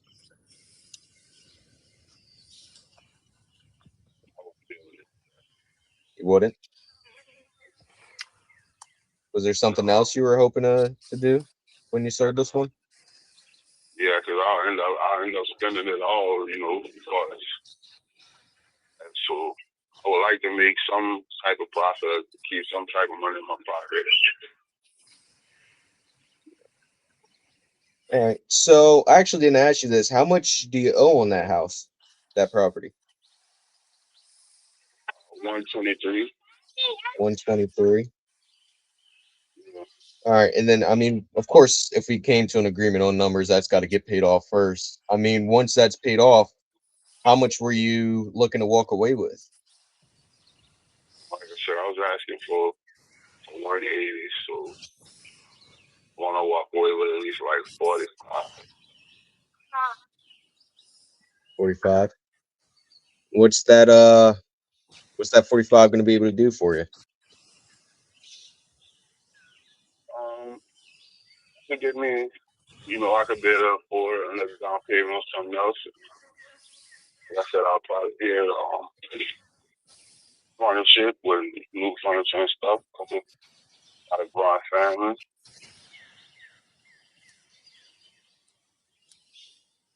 You said a down payment plus a trip? Excuse me? You said a down payment plus a family trip? No, I'll be able to furnish it, new furniture, new bedroom sets and stuff like that. Yeah, I'm sure furniture is probably pretty expensive. How much do you think you'd need for furniture?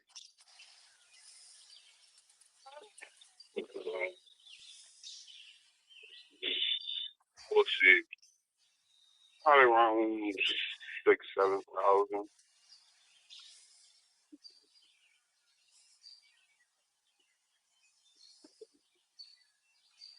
All right. So down payment plus some furniture. Is there anything else you were hoping to accomplish from selling this property?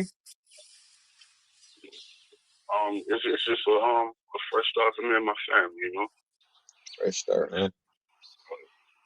Yeah.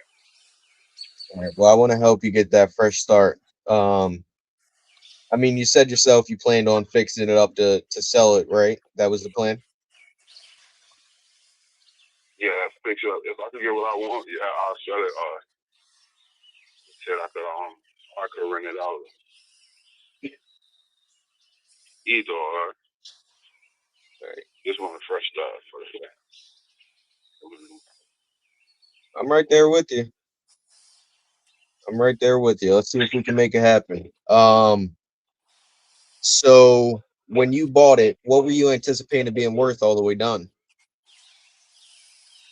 Can you repeat that for me? I was saying I want to help you get that. If at all possible, get you that new house, new furniture, stuff like that. When you bought this house to renovate it, what were you expecting it to be worth when it was all done?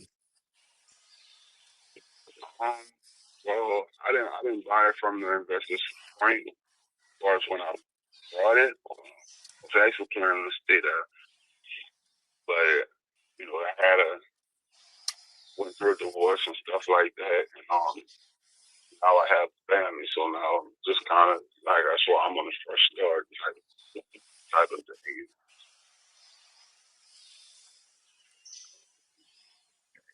So are you saying, maybe I'm mishearing you? Are you saying that selling this would allow you to get that fresh start? Yeah, most definitely.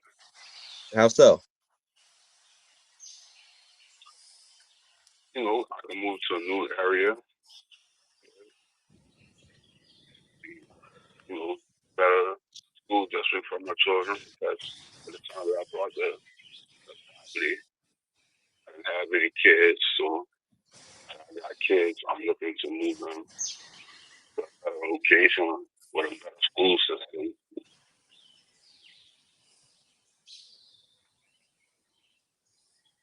Better school system? Yeah. One of the best things about working out the CRM, I can see Audrey's ARV, so I don't got to run numbers. All right, Jarvis. So the new house allow you to get to a better school districts and stuff like that. What's wrong with the school district you're in now?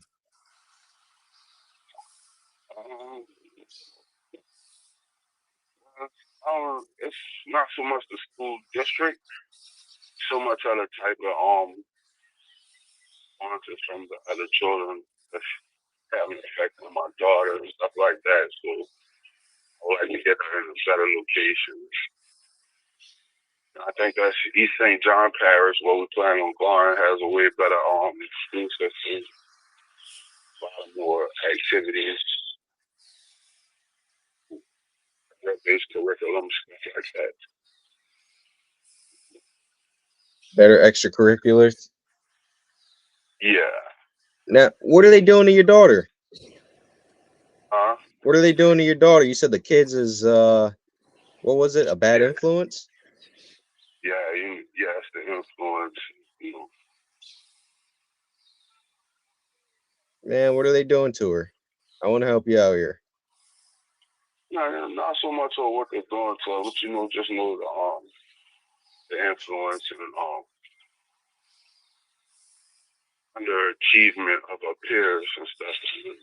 She's real smart, and I don't want that to bring her standards down to what she's. And I know she's capable of better. So, what they say. They say, show me your friends, and I'll show you yourself in 5 years. That is true. Put that back.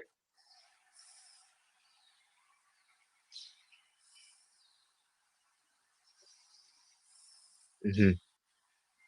All right. So, I mean, you're saying getting that fresh start, moving to a new area that's going to allow for better school districts, better influences on your daughter, better extracurriculars, and a fresh start for yourself. Yes. Man, I definitely want to help you do that. If I were at the very least able to get you your down payment and that new furniture, you think we can make a deal happen here? What would be? Well, yeah, everything's possible, but what would be your amount?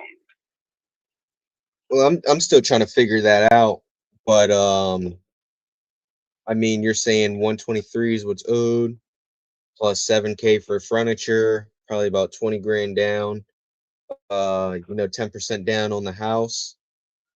I mean, that put me, yeah, if I were to able to at the very least do that, would that work for you? So that sounds like we're at like what, like 30, 37? Well, 10% down to be 20 plus 7. I mean, if I could put somewhere in the range of like 30 grand in your pocket and get you in them new school districts and everything like that.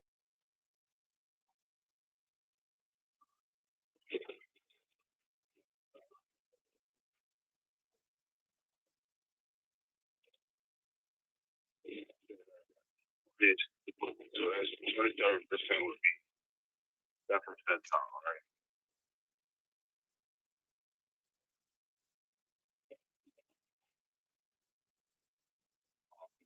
It's definitely something I'm willing to visit. So that's me and my estimate that I'm like 120. Let me see, that's 60. Yeah, give me a second. I'm calculating. I don't have a calculator on me. So mental math. It's all good. Take your time.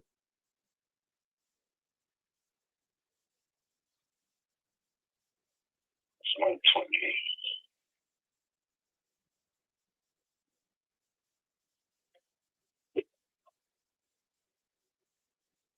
I think I probably need to walk away with like 45. What's substantial about that 45 number? That's not. It gives me confidence to start a new life. Well, I want to help you start a new life here. Just help me see how I can do that. You said down payment, furniture. What else are you thinking?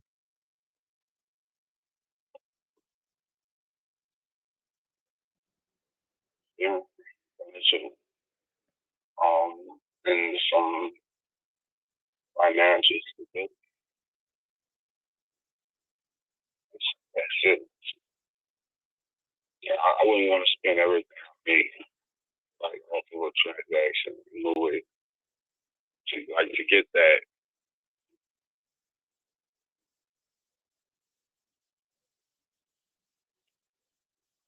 Financial stability.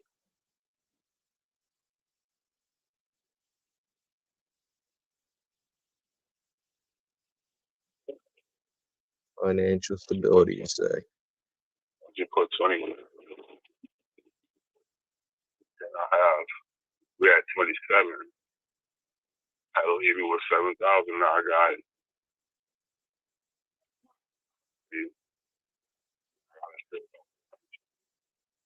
plan. So that wouldn't work. All right. So I was spending all of it on money that I need off the transaction. Jarvis, level with me here. I'm a straight shooter. You're a straight shooter. I understand what you're saying. As far as you wanting to see a return on your investment. But can you just let me know? I mean, what is it that you're actually absolutely looking to accomplish from selling this property?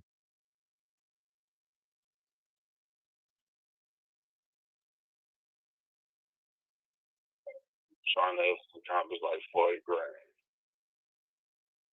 I mean, as far as get out of the bad school district, get to the new better influences on your kid, get you a fresh start, everything like that. I'm like, for what I plan on doing and moving with the extracurricular activities like kickboxing, the performing arts and stuff like that. I know all this is what I plan on doing. It's going to take money, So that's where I'm at with it. So. Kickboxing? That's the you said kickboxing and stuff? Yeah. So how much more money would you need in your pocket to do that? This isn't a deal. Even at Audrey's numbers, I don't see this moving. All right, I want to, let's see. Quick look in ARVs like low twos or something. 180. Nah, I can do the accept If less. that. We can get on the same page. So 120, 123, 123, 124 left. So of course, I don't want to gouge your eyeballs out or anything, but at the same time, conversation. So What was that? yeah, I'm like, so like when do like be for me to be done and finished with it, I'd be willing to do like 165, 170. All right. And it's not such a bad neighborhood to where the property value is appreciated. So it's going in that sense. So it's not depreciating. It's only gaining now. People have been there for like 8 years. Property value has only went up. So on the back end, they do have potential to be able to make even more money from the property. So, of course, I'm not like these other jokers, these other investors. I want to put as much money in your pocket as I can get you. I want to help you get to the fresh start. I want to help you get to them better school districts, everything like that. I just need a pathway for how is my problem. I mean, from what I'm seeing, I I mean, you said you have no clue what it would be worth once it was fixed up. 200,000. 200,000.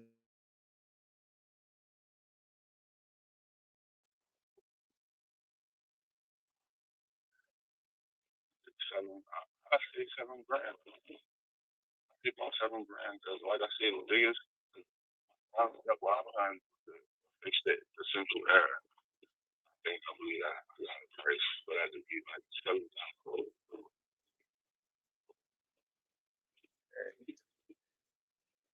Okay. Now, all right. So that's to get the AC unit done. That is. What about the laundry room, everything like that, for me to get a GC in there? My room is actually in the process of being repaired now, so that's probably something you won't even have to probably even worry about fixing that. Shit, I've been getting ready for this for like 4 years now, and I've been doing a lot of work on it. All right. So you're both of the bathrooms have been renovated to with new ceramic and light fixtures and everything like that. I got a lot of that work to it. And I'm like, and then plus I look at the market with the apartments and the rentals, and this is it's a 3-bedroom, 2.5 bath, well, 1.5. I'm sorry, 1.5 with a large den.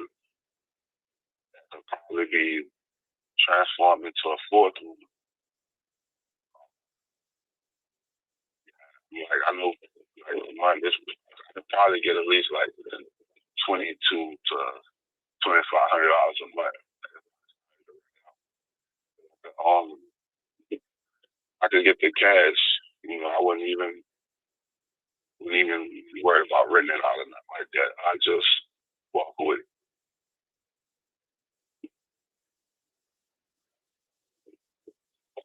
okay. So let's see here. Um, you're probably right about the $7,000. But with that being said, I do this on a pretty large scale, and $5, $10, $15,000 can evaporate like the snap of a finger. So in my calculator, I'm gonna put 15,000. Does that make sense? Okay. So, of course, I want to put as much money in your pocket as possible, but I do need to be able to keep the lights on. If I buy it off of you for 165, put 15,000 into it, and then go sell it for 200,000 after I pay my realtor fees, commissions, holding costs, closing costs, everything like that. Jeez, oh, I'm all in for 204,000 to go sell it for 200,000.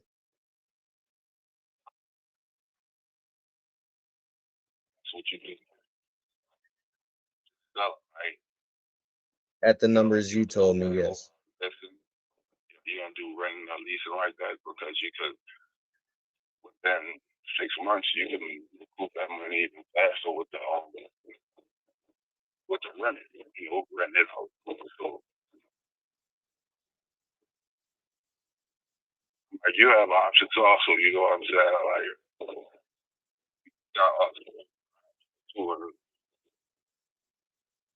even mention the equity that's built up that the house already has. Right. You know, I have options. I could do the equity. I could do that. You know, but that's it. Like, I get the cash, I can walk away because I have plans on, and I'm also starting a new venture. Also,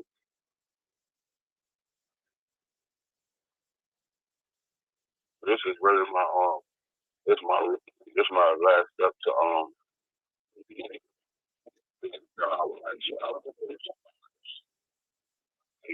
serious. I'm going in the business for myself. I need the cash.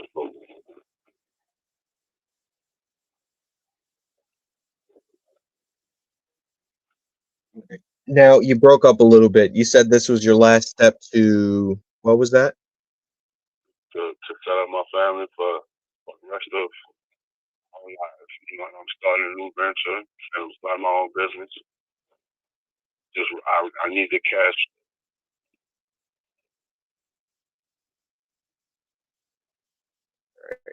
So you need the cash. And I want to put the cash in your pocket. Like I said, I need an exit here.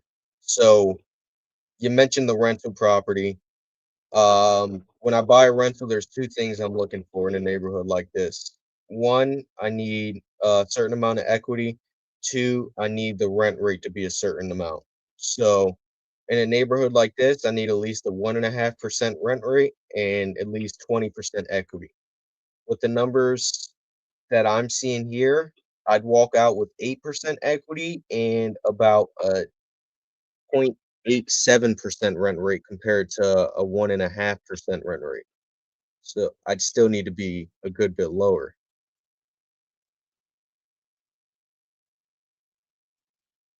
Okay. All I right. think I ran through that too fast. Your amount, whole number, so 2,000. What's your bottom? That'll make you happy and that'll make me happy. I'm trying to figure out how to make you happy now. I mean, if I can at least get you to that new house, what do you think? Sound like we're back at 27.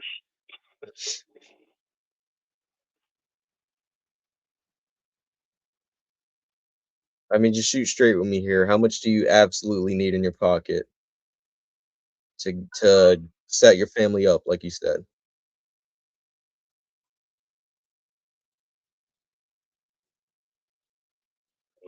I like 40.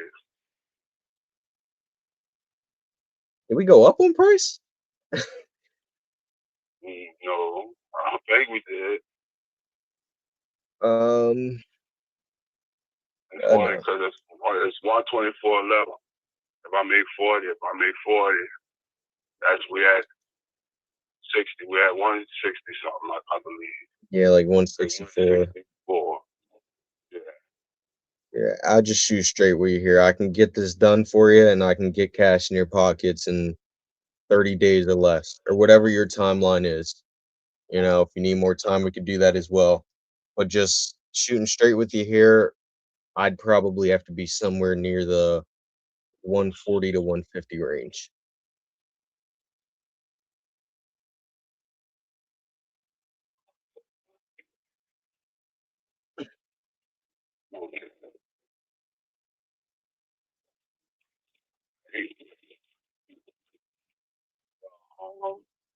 Or maybe you should check back with me, I'll save your number on my phone. We can check back with each other, and I'm going to continue to clean my renovations.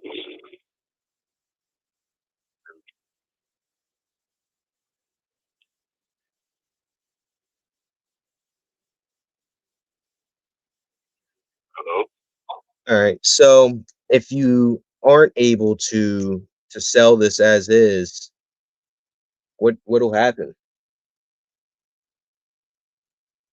If I don't be able to sell it as is, Mm-hmm. like I said, then I might just bite the bullet and rent it out and just move to that neighborhood. You know, I just have to bite the bullet and spend my own money. How long you think that's going to take you to be able to get to that new neighborhood?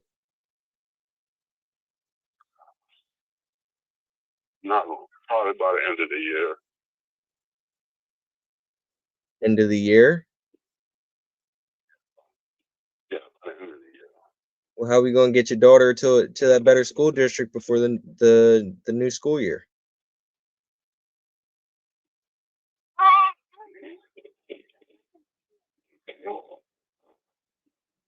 In a new school, hey, to pull out, relocate.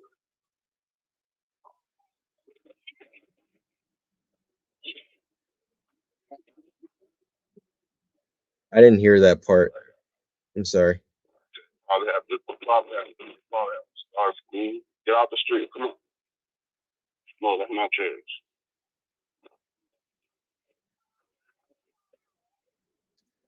Come on, you gotta get out the street.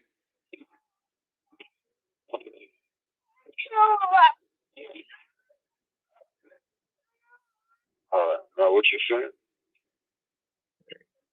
Okay. I'm here.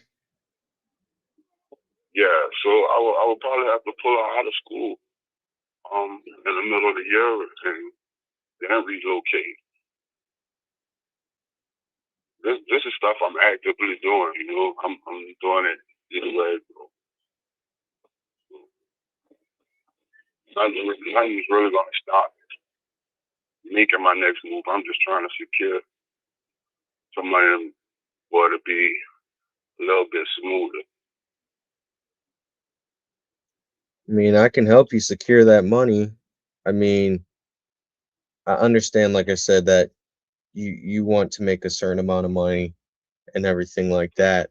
But I mean, from the sounds of it, maybe I'm wrong, but one of the most major aspects of this was to get that fresh start and into the new school district. I mean, would doing that help you out here?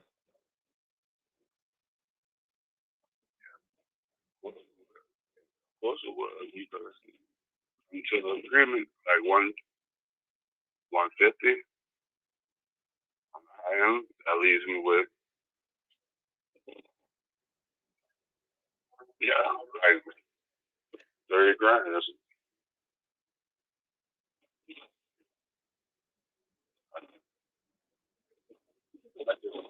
just don't see me doing it for that. I know the property worth. I know the area. I know it's it's a real nice house for a large family. I know in this market, I know rent is out of control at this time. I will be able to rent this property out, have it pay for new property out of my money, and I want that money out of my pocket. You understand what I'm saying? Mortgage is cheaper than rent.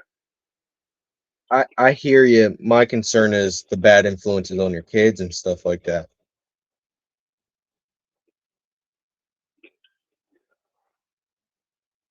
That's the thing.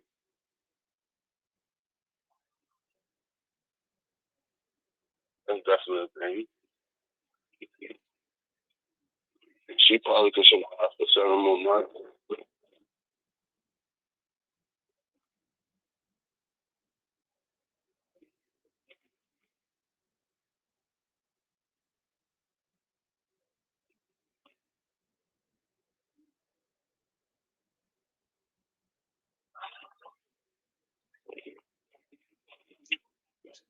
I just know the market. I'm just like, I know I can make this. I can make it work. So like I said, you can I'll take your name and I'll keep doing what I've been doing. Keep my renovations going, and hopefully we'll be able to be back up at a later time.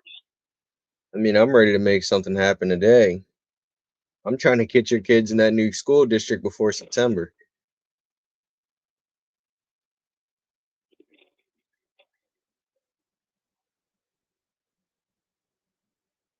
He hanged up. He hung up. He banged on me.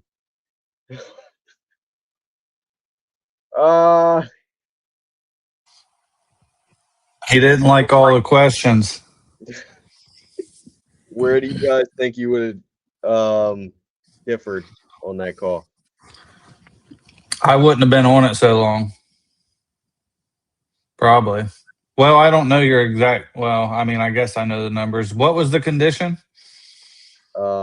Pretty much turnkey, other than an AC and a laundry room, is what he told me. He already did most of the renovations. My thing, and I don't have it pulled up anymore, but there was a bunch of similar properties listed between 160 and 180.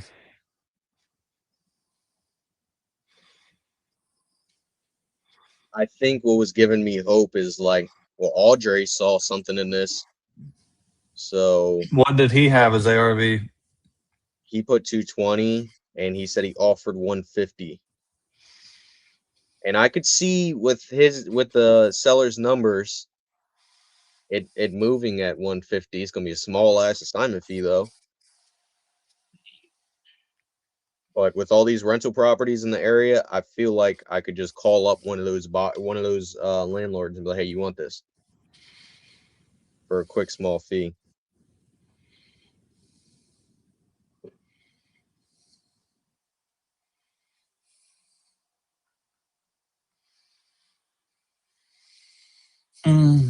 Well, I didn't think he was going to hang up, but I didn't either.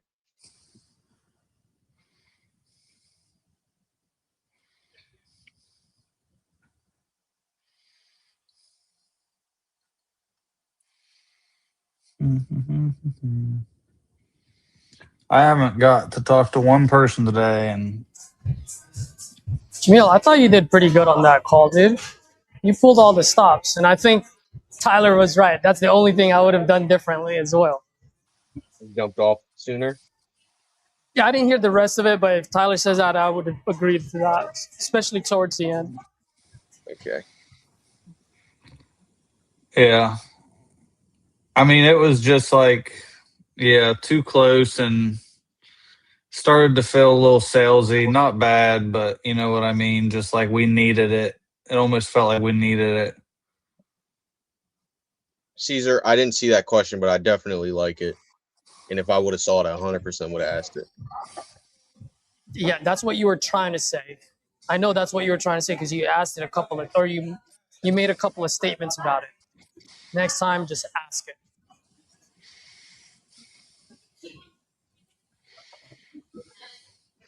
Yeah, that's good though. If anything, you asked too many questions and he didn't like it, so that's good. The questionator. Well, that's 2 more leads dead out of your CRM. Let's see here. I'm going to have to jump off in like 10 minutes because I got to run errands and then I got a meeting. Yeah, same. We're only here because of you still, so let's go, baby. What was that? Let me just order my last scoop of ice cream. Oh, last scoop. I wonder how many he's had. Jeez, 3.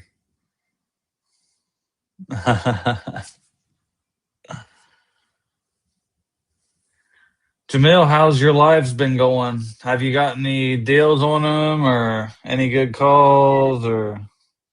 Some good calls. There's, I think, 2 follow-ups I got to do tomorrow. that I'm pretty confident in. One's just, I don't even know if I really want to do it or not, but it's a sub 2 in North Dakota. Holy shit. Yeah, he said it's like if you took Midland and put it in North Dakota. His PITI is 2,700 and it was rented for 3,850. He's just on the other side of the state and is like, I just don't want to deal with it anymore. Like, he just wants to be done. There's not enough equity for him to be able to sell on the open market, but it is enough equity to not be upside down on a sub 2. I think it's worth 420 and he owes 380, wants to walk a $5,000. I guess they did give me a double scoop out of it. So I guess that you're right, Tyler. I had a frozen custard today. It's called the Buckeye something. It's like basically chocolate peanut butter Reese's. Oh, it's so good.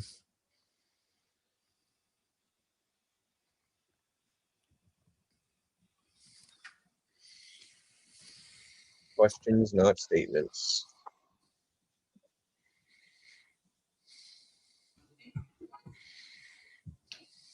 Yeah, I don't think he did anything wrong with that one, Jamil. The I don't guy think just so wasn't either. motivated. The guy just wasn't motivated. Yeah. He had motivating factors, but he wasn't motivated. Yeah. He's cool to keep it for another 6 months. He don't care. Yep.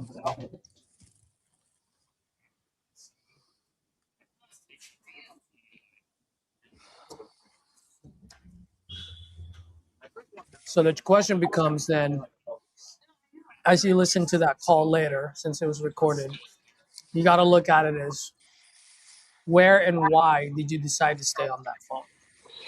And that's going to be the differentiating factor for you moving forward for future calls.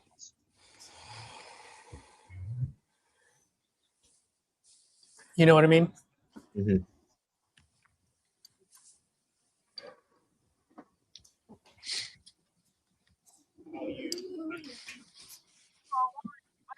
Yeah, and just remember we're looking for reasons not to do it. Not for reasons to like chase it and do it. Oh, there's actually one little thing that I wanted to say earlier and I forgot. By the way, I love it and thank you very much that you are using the line of I'd love to give as much money as I can in your pocket. So thank you. That being said, you overused it where it loses its value. You got to pick the right moments to use it. And when I say it, I only say it like maybe 2, maybe 3 times at the most throughout the call. But you must have said it like 6, 7 times, maybe 5. Yeah. That's a good point because you was doing the same thing about the school and kids, which I get it. But I bet that's probably why he hung up because you just said the same few things like over again. a bunch of times. It wasn't like questions into questions. It was just a lot of, yeah, I just want to help you, get the kids out of there. And I like it to remind them, but like mine is usually right before and after the pitch and the offer. But I'm trying to find other things instead of, like hit that, but then trying to find more too. Yep. Because it took you said my line 3 times before you educated him up with his number. Like why? That's because when I first, I asked that before I had unmuted, and he's like, I don't know what it's worth. But then I was like, let me just circle back and see if he's. Yeah, but I guess what I'm saying is you overused it before you. I understand if you use it once or twice, but I think by the time you educate him, I think you had used it like 3 or 4 times already. Right? Hey man, I really do want to give you as much as I can. I just got to be fair to my business, and right now, if I buy this at this, I'm all the way up to 204 just to sell it for 200. Which you said perfectly, by the way. perfectly, and you let it. You sat in there. You let it sink in. I don't know if you noticed it, but that pause, he was processing it.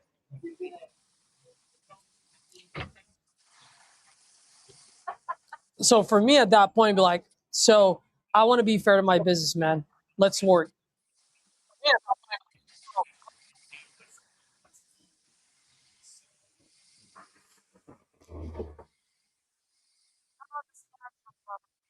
What is it that you're absolutely trying to accomplish, or the way you ask it? How much do you absolutely need? I don't like asking that question. How Yeah, much do you absolutely? I don't like. You guys might like it, but it don't flow off of me. But like you also said this a bunch of times. What is it you're absolutely trying to accomplish? You Like, said it multiple times. Yep. It and loses its power. Caesar, exactly. That's exactly what it does. And it's just over and over. Like this motherfucker, dude. Like holy shit. Like you know what I mean? Like that's probably what he was thinking. I don't know. Same thing with when people overdo or do shit. Like, how does that make you feel? Like, that's enough to make me hang up on you too. You know, like I don't know, like just overdoing that shit. Like, why does this fucking dude keep asking about my emotions and feelings, bro? Like, I'm in a foreclosure. Like, what? I just need to get rid of it. And we're just like, how does that make you feel? And what are you trying to accomplish? If we say it like once, that's golden. If we say it, a couple times, good. But 7 times, now it's just like a broken record. Yep. And remember too, Jamil, that because that's what I call the fail safe, right? Because it's supposed to loop you back. But just remember that also serves another purpose. I call it the fork on the road. It is the fork on the road. In other words, either they open up and we continue the conversation, or they don't and we end the conversation. So when you repeated it multiple times, you kept going, oh, it's a fork on the road. I really want to go left, but you keep going right. It's like, no, it's a fork on the road. You take a pick. And we're gonna pick the one that they give us. And if he doesn't want to open up, then I would just be like, hey man, here's the situation. In order for it to make sense, I needed to be at 120. Which you did. But it took you so long to get there because you tried to get all the other stuff, where all you need to do was after the first one, maybe the second time, then you hit them. Because once you hit them, then that's when the conversation goes one way or the other. Dude, I love that spot. Like, that's my favorite spot to be in. Because it's like, well, you're either about to be dead or probably locked up. We're about to find out. You chase me, then let's rock. Or we're about to dead you. 2 of my favorite things to do, lock up and kill leads. Yep. And that's it. And if you decide to take the road of I'm going to dead you, maybe the last thing I would say, hey, man, before I let you go, if you don't mind me asking, what you're asking and what I'm willing to pay, it's literally a $15,000 difference. What's more Is that how far off you were, you thought? 15? Yeah, he was at 160, 165. I needed to be at like 150. Yeah, so I would have said, because he said $5K in repairs, right? 7. How much? 7. Oh, so that still wouldn't have made us too close. Yeah, that still would have been not enough.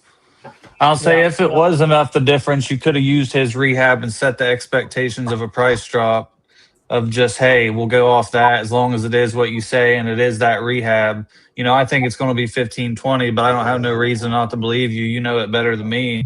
So let's base it off to 5. As long as it's 5, we're good to go. And then lock it up. You know what I mean? Done. And then you come back and be like, well, you told me 5, but it's actually 25. Yeah. I'd say, yeah, exactly. Then you either terminate it or do the drop. Yep. I mean, you done told him, you set the expectation the whole time. Here's what it is. Here's what I think it is. But, I'll trust you, Mr. Seller. Let's find out. We'll come check it out. That's what you have to do in this game. You don't know till you go, ever. I've been walking properties here, and trust me, you don't know till you go. Like, I'm the one talking to the seller, and I'm the one walking it, and I'm seeing the difference. Like, Y'all are nuts. Literally, the basement was flooded to the first floor, up to the steps. They forgot to mention that.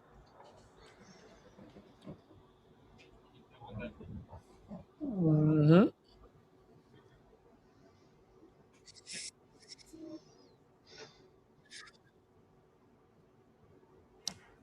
Well, folks, it is a beautiful day today. I'm gonna head out, but if you, Jamil and Joyce and Tyler, if you want to hang on for a little bit, I do want to show you guys something offline. So just hang in there for a little bit. But I'm gonna cut the stream off now because it's about to be really good. You guys want to see how beautiful the day is today? So awesome. Wow. It's great. All right, guys. Till next time. Speed and volume. Speed and volume. Smash that like button if you guys got anything out of this call. Oh, I just realized there were people commenting. I didn't even know. What did Kurt Rice say? Pain wasn't great enough. Yep, exactly. So that's pretty much it. Look at that. All right, guys. Have a good one.